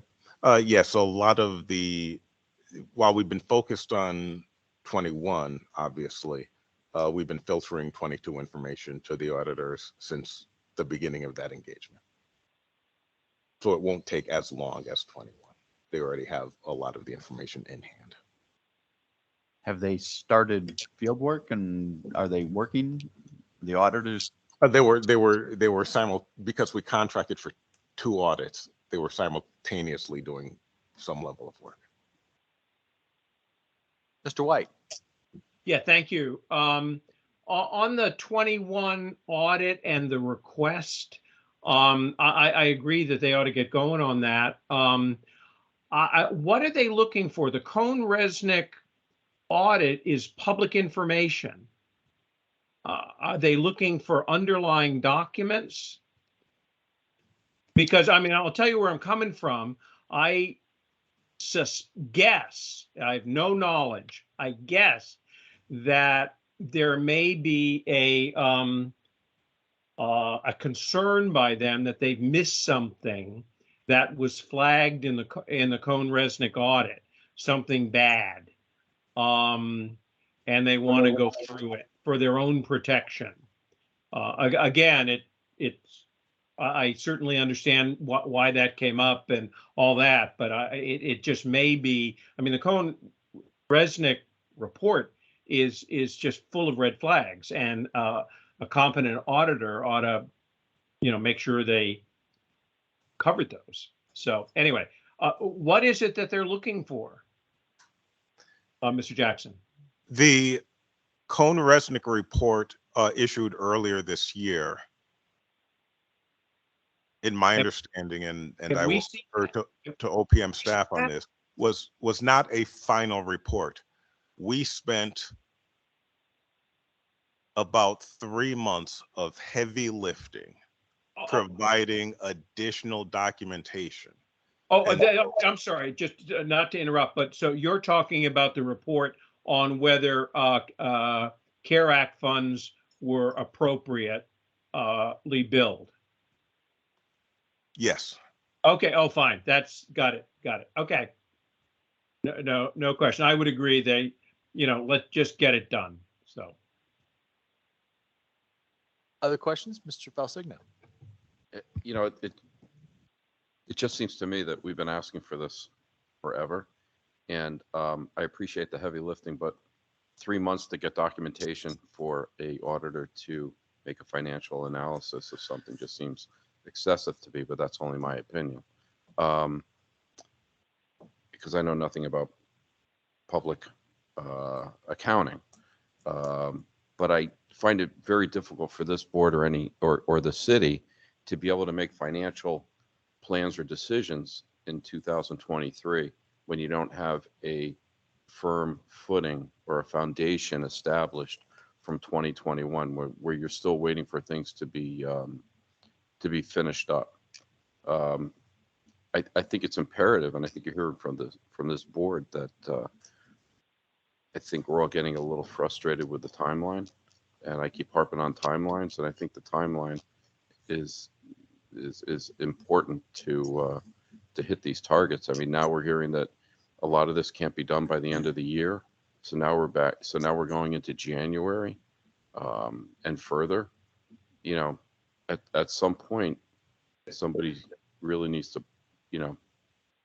finish this up. I mean, you got to put. I hate to say you have to hold somebody's feet to the fire to get this done, but it's got to get done. And we can't go forward and make decisions or give you advice or your new auditors or Whittlesley. I don't know how they could possibly make decisions when you're still flipping a coin on 21. So that's just my view. The last information that we provided on the review was August 24th, 2022. That was the hard drop dead date.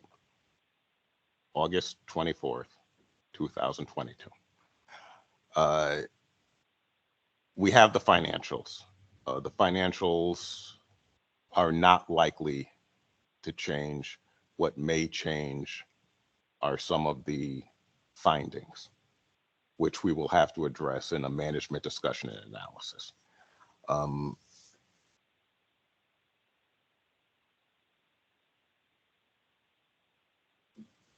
But sitting one there, could sitting there every affect the day. other, right? I mean, it's cause and effect here. One could make a reasonable argument that one could affect the other in some material way. Yes, and I without putting words into our auditor's mouth, I think that's our auditor's point, that the commentary may be impacted by the information delivered. Not putting words in the auditor's mouth, but I think that is where they're coming from. And I don't think it's going to be financially material. I think it's going to be material in terms of the city's response to identifiable deficiencies. Other questions?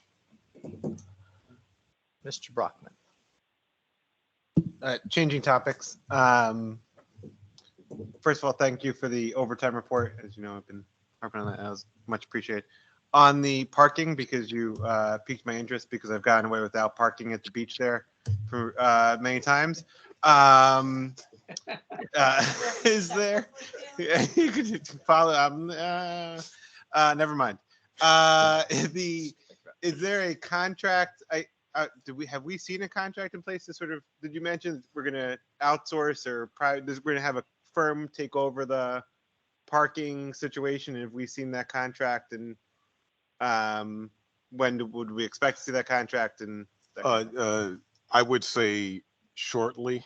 I think we're all committed to the concept, and we know that there's a marketplace for it. So we have a high level of confidence that we can put this together before the start of the beach season. Other questions of the city on their financials?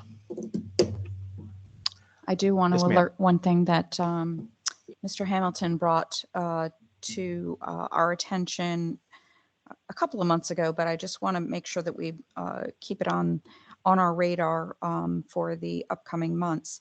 One of the things that Mr. Hamilton mentioned was that bond repayment structure needs to be revisited prior to the March 2023 issuance of bonds.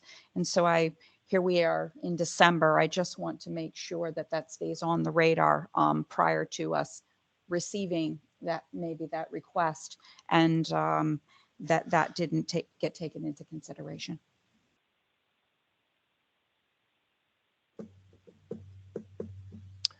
Lots of good advice for the city. Mr. Caballero? Just quickly, high level for the Board of Ed, our financials. Mhm. We're in line where we should be 4 months into the fiscal year. Later on the agenda, we have the budget transfer to clean up the overspend in our severance pay line item. There are some other line items that are still overexpended, but surprisingly enough, we're still waiting on a significant amount of orders from our vendors that have gone unfilled, which is causing our encumbrances to be increased because we cannot pay them in the appropriate grant funding source. So they appear to be overexpended, but they will not be once they come in. I would also like to note I included this month our COVID grants with the financials, the 4 allotments that we received. The CRF funds have been spent to date in accordance with the timing of the grant and our application with the State Department of Education. Our ESSER 1 fund has also been fully spent in accordance with the timeframe and the State Department of Education application that we submitted. We still have the ESSER 2 fund it's about 50% expended, and we expect it to be fully expended by the end of fiscal year 23. And our ARP ESSER 3 grant should be fully expended by the end of fiscal year 24. Mr. Brockman? On the ESSER funds, it looks like a large amount of it went to salary for teachers. Did that replace, if you can remind us if that replaced teacher salary, are those new teachers? Are those replacing existing teachers? And if it's replacing what was in the budget before, post ESSER, what does that look like? So the main component that the State Department of Education wanted to address with these funds was addressing the learning loss caused by the pandemic. So one of the areas that we thought would best meet addressing that need was hiring additional staff. We hired 50 additional teachers with that funding, and that is paying for them. So when the funding runs out, what happens to the 50 teachers? So the funding will bridge us to the gap where there is increases in the 5-year plan of the city to the Board of Ed. So with that increase, as well as our Alliance grant hopefully continuing to increase, we feel we will be able to accommodate those individuals. Also, we are also looking when teachers retire, not just filling one for one, if there are areas that we could shift one of these newly hired teachers into to accommodate that as well. Other questions for the Board of Ed? All right, we'll move on to our next item on the agenda. We need to take action. We need to take action on the transfer, correct? We need approval. Yep, that's the next item on the agenda. At tier 4, budget transfers, we're in trouble. Over $50,000 require approval by the Marb. This is the first budget transfer approval that's been requested of us. The Board of Ed is requesting a budget transfer to cover projected overages in its severance pay account. They provided an itemization of the accounts affected by the budget transfer and a summary of the salary savings that will cover the cost overrun and severance pay. The Board of Ed approved this transfer on November 21st, and they're here to provide a brief explanation. Just an update. I gave Julian the wrong date. It was approved in our first meeting in November on November 7th. So my apologies. We had a significant number of retirees at the end of last fiscal year in all areas. Generally, our $300,000 budget generally accomplishes spent funding for about 15 retirees. We had almost double that. So when our top step teachers are retiring, our top step, any union workers retiring, hiring at first step levels, obviously comes with a salary savings. So we are reducing our salary line items that we've seen some savings in and applying it to this severance line item to bring that budget up to where the spend is. Mr. Egan. For the salary line item, is there any attrition cuts already built into that at the beginning of this year? No. Mr. Hamilton. Yeah, if I understood you correctly, you're saying this is for severance for teachers who retired last June? Or There, is there, technically their resignation or their retirement, does it occur, did it occur on or before or after June 30th? I guess is the question. after June 30th, their union contract covers them until August 31st. Till August, okay, gotcha. That's why it's in the Yes, new year. yes. Okay, thanks. Yes. So the request is to transfer $275,619.57 from salary line to the severance pay account. Mr. Egan has made a motion. Seconded. Seconded by Mr. Falsigno. All those in favor, please signify by saying aye. Aye. Any opposed? Say no. Any abstentions? Motion carries. We approve the transfer. The next item on our agenda is review and discussion of possible action on a labor contract. We have the West Haven Professional Firefighters IAFF Local 1198. I believe we've had this before us. Before, we reviewed a tentative agreement in September that included language that would have increased the minimum manpower. There's a lot of discussion around that, as I recall, if the city were to receive a SAFER grant. We advised the city that including the language in the contract might not be necessary. The agreement has since been revised and ratified by both the union and the city council. The city is here, I think, to provide an overview.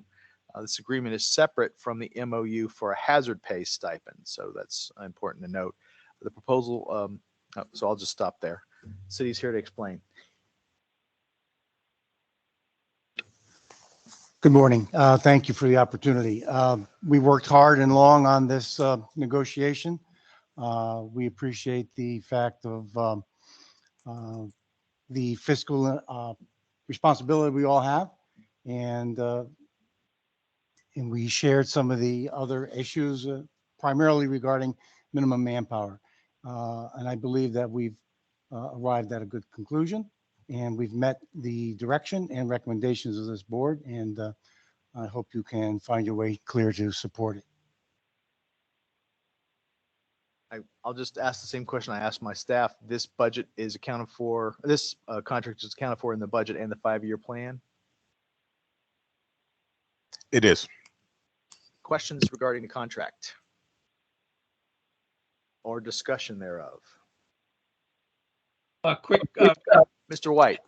yeah, a very quick question. I appreciate the change in the contract, and I'm prepared to support it. But I would like to know that by our supporting the contract as presented, that we are not precluded from rejecting the MOU in the form that it was presented to us before. Because I noticed the MOU is not before us.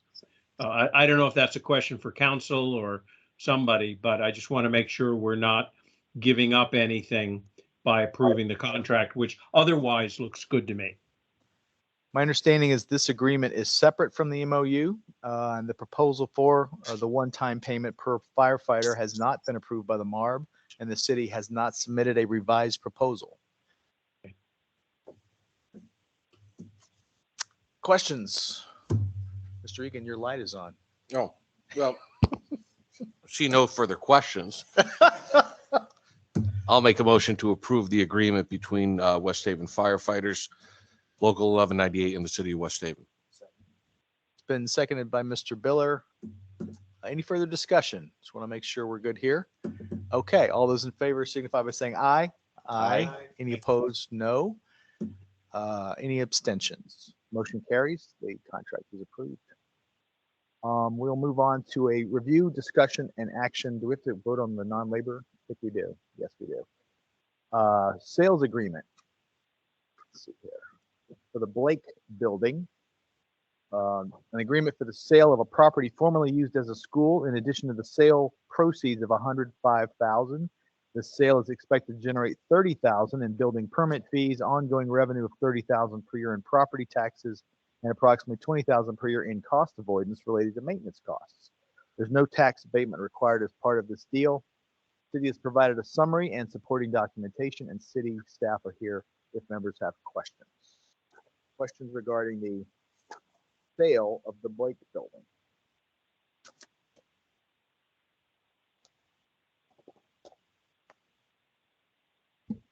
Mr. Egan. Yeah, just for clarification, and I think we could get into this a little more. I'm not quite sure I'm ready to support this at this point in time, but what's the sale price of the building? Because I look at a document, unless I just don't understand what I'm looking at, where it seems to be 105,000, and that's the sale price. Okay, and there's another document which references I think it's the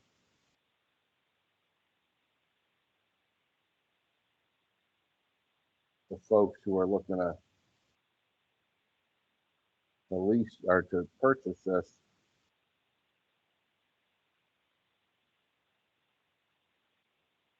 And they have a price of 77,000. So in this document right here, that was submitted by Shoreline Wellness, dated January of 22.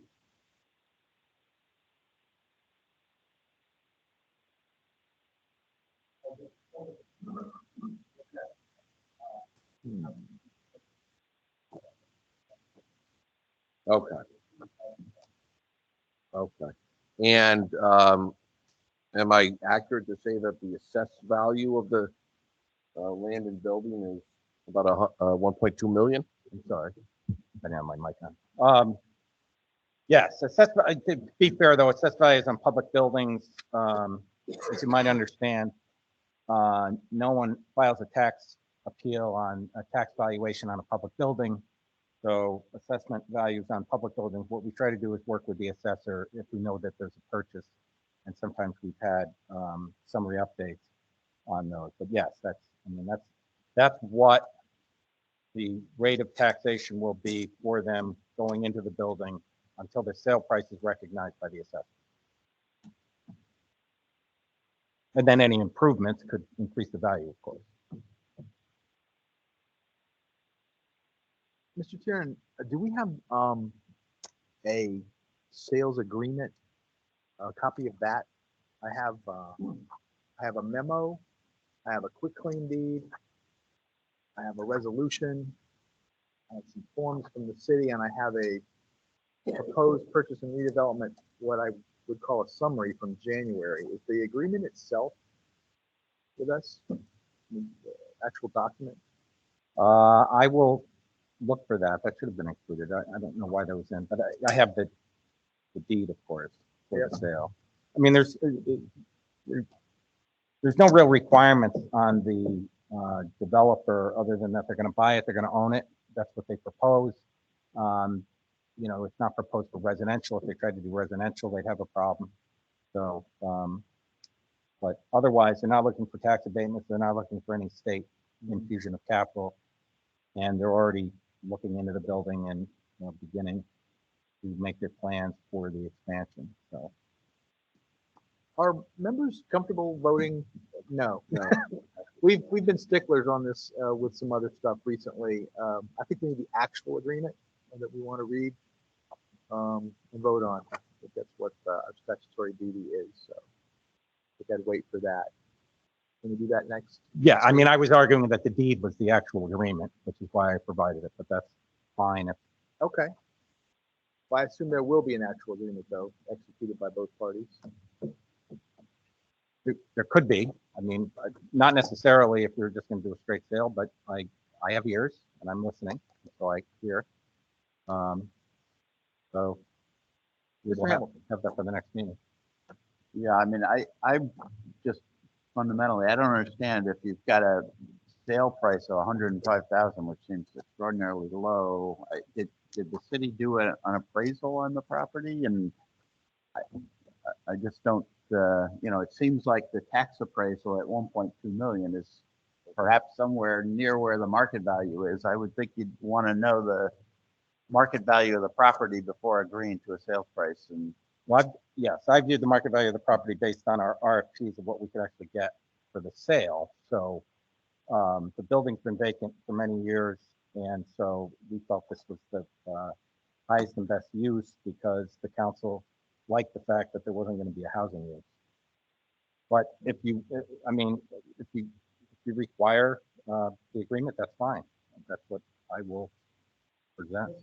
That's the agreement for me. It's the, how do we, there must be a story between I'd like to know what the market value of the property is. And right now, the only documentation we have says it's 1.2 million and you're proposing to sell it for 100,000. So that's a big delta. And well, so I'd like to know what the story is there and get some explanation and get comfortable with that if we can get comfortable with it. But the problem I have with that is, how are you determining market value? Because I'm determining market value. We put out an RFP, what we can get for it. Somebody says it's worth 500,000. I would say, great. Do you have the buyer that's going to give me 500,000? I haven't seen that.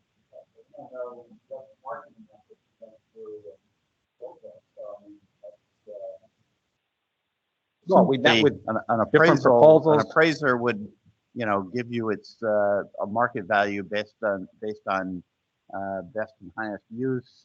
Now, perhaps best and highest use is housing, but the city doesn't want housing, so you can ask the appraiser. Will give us give us a market value based on this constrained set of uses, which sounds like commercial is what you're, prefer to have for that property. So I guess I'm just looking for more documentation to get comfortable with $105,000 sale price. Yeah, I mean, what happened was Why don't you wait till the next meeting? Okay. I think we're giving you advice on what you can bring to the next meeting. Mr. Egan, do you have some advice about what he can bring to the next meeting on the Blake Building?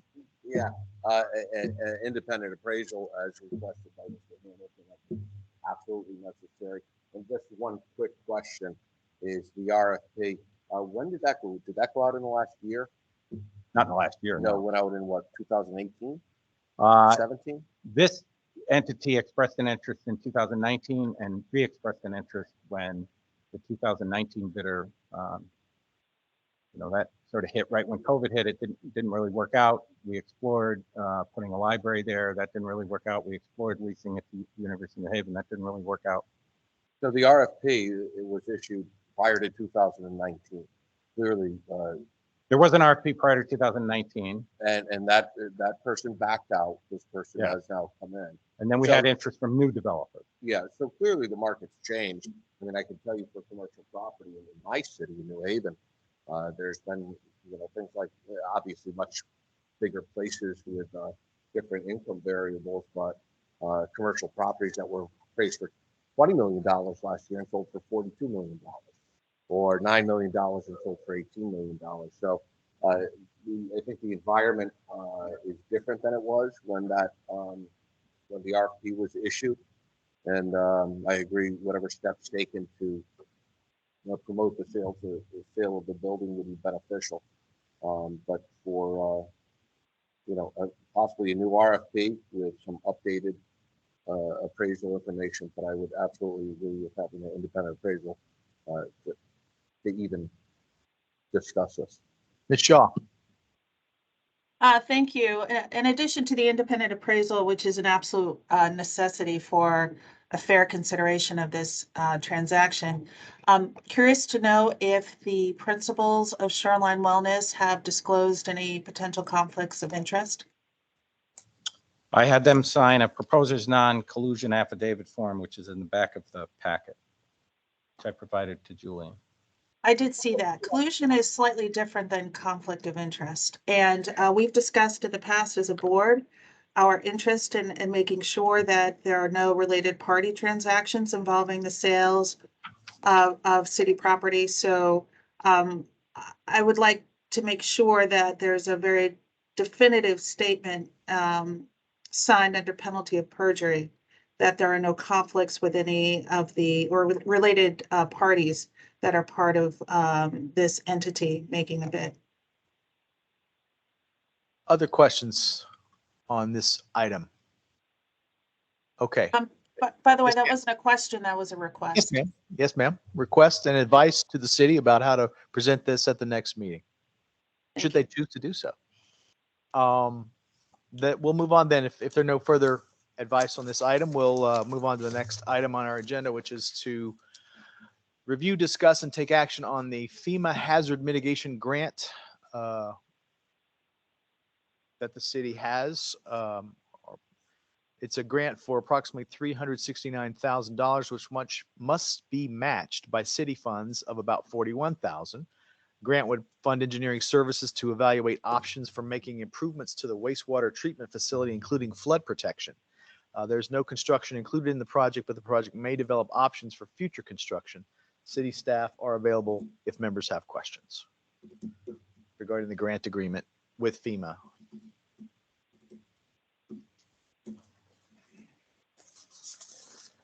Any questions concerning the grant? Mr. Hamilton. Grant match of 41,000. Have you identified a funding source for that? We have. Is that your local budget or? It is water pollution control.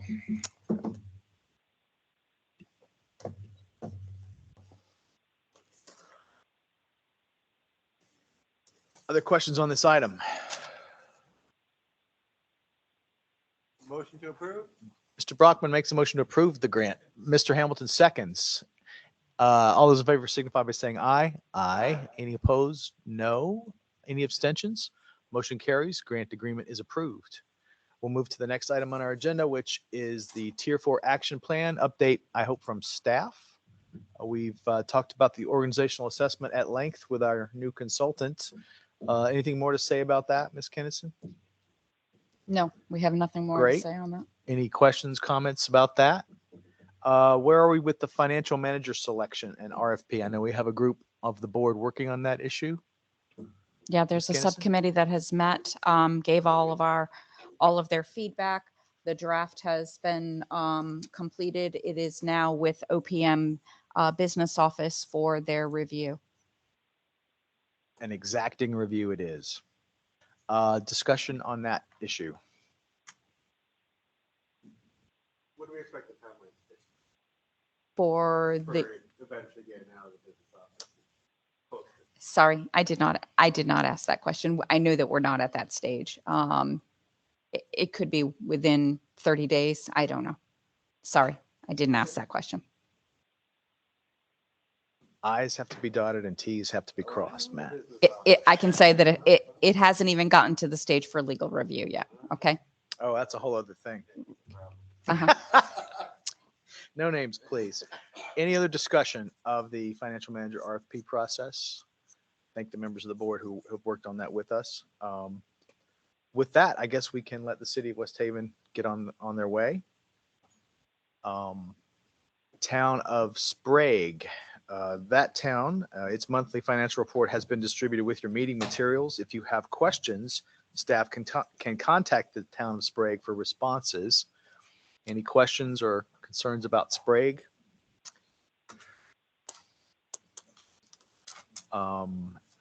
Hearing none, seeing none. Is it Ms. Shaw, is your hand up, or is that just a residue? All right. We'll move on then to. Before we get to other, Yes, I just ma'am. want to give one update from the town of Sprague. Yep. And that happens to be that due to some of the complexities with the federal single audit of this year, their timeline for issuing their FY22 audit was going to be December 31st is what they were striving for. They are going to or have submitted an extension request and asking to extend to January at this time. So I know that that's been approved and it's allowable, but they would still be coming forth earlier than usual. Very good. Seeing no other discussion on that item, we'll move to other business. The Marb 2023 meeting calendar. It's already the end of the year. Look at that. You have in your packets a proposed set of meeting dates for the next calendar year. I think it reflects some of the decisions we've made around subcommittee meetings as well as the full Marb. We're still meeting once a month as a board, except in August, looks like. That's a mercy. discussion, thoughts about these dates? I have a couple Yes, things ma'am. to bring to your attention. Sure. One, I just want to let the Marb members be aware that we're having some scheduling conflict with the January 12th meeting. And so I just want folks to be aware of that. We either may have to change or, but you'll be hearing from us once we get a little bit closer on the scheduling conflict. The second thing I wanted to bring to the attention is that I think that for the June meetings for West Haven and for Hartford, that that week is actually the 20th is the following week of the Marb. I believe that the calendar, we always go a week on, a week off, a week on, and a week off, should have been moved for the West Haven subcommittee to a June 27th date and for the Hartford to a June 29th date. That is similar to what we did this year. So I would just look to make that revision. So in June, the West Haven Subcommittee will meet on the 27th. Yes, sir. And the Hartford Subcommittee will meet on the 29th Yes. of June. That's the changes I'm proposing. So I think under the Freedom of Information Act, this represents our regular meeting schedule. We can always cancel these and call special meetings, and different rules apply. We've done that occasionally, but this is what we're shooting for next calendar year. So does the board adopt that? We vote on that? Yes, we do. Does anyone want to make a motion to the calendar as amended? I'm just curious, is there a reason why the full Marb is remote in February? We're having scheduling conflicts at that time with locations.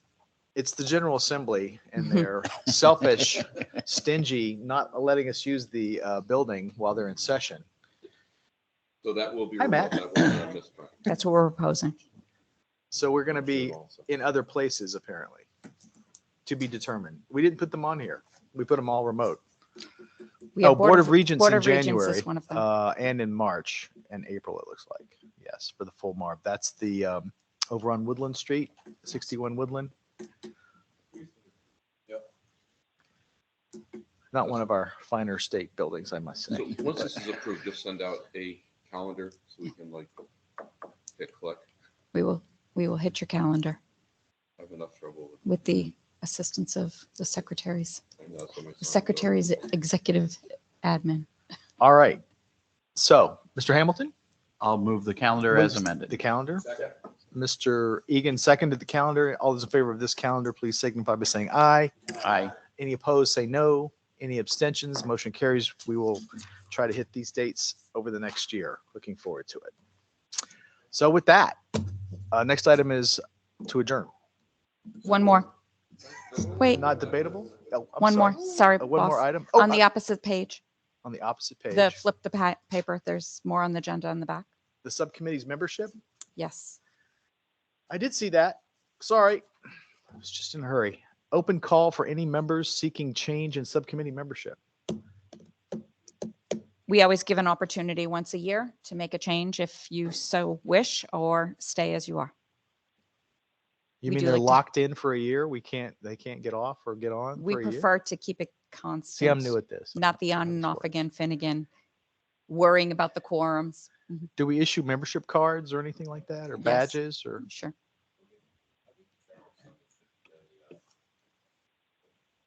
Ms. Kennison? All right, Yes, Ms. Shaw. Ms. Shaw. I'd like to leave open the option for the treasurer-elect, once he's sworn in, to decide what subcommittees he would like to be represented on. So may I exercise the option after the first of the year? Certainly. Yes. Okay. All right, then with that, I believe the next item is to adjourn. Motion's been made and seconded, and all those in favor signify by saying aye. Aye. Any opposed, no. Any abstentions? The motion carries. We're adjourned until January. Thank you all.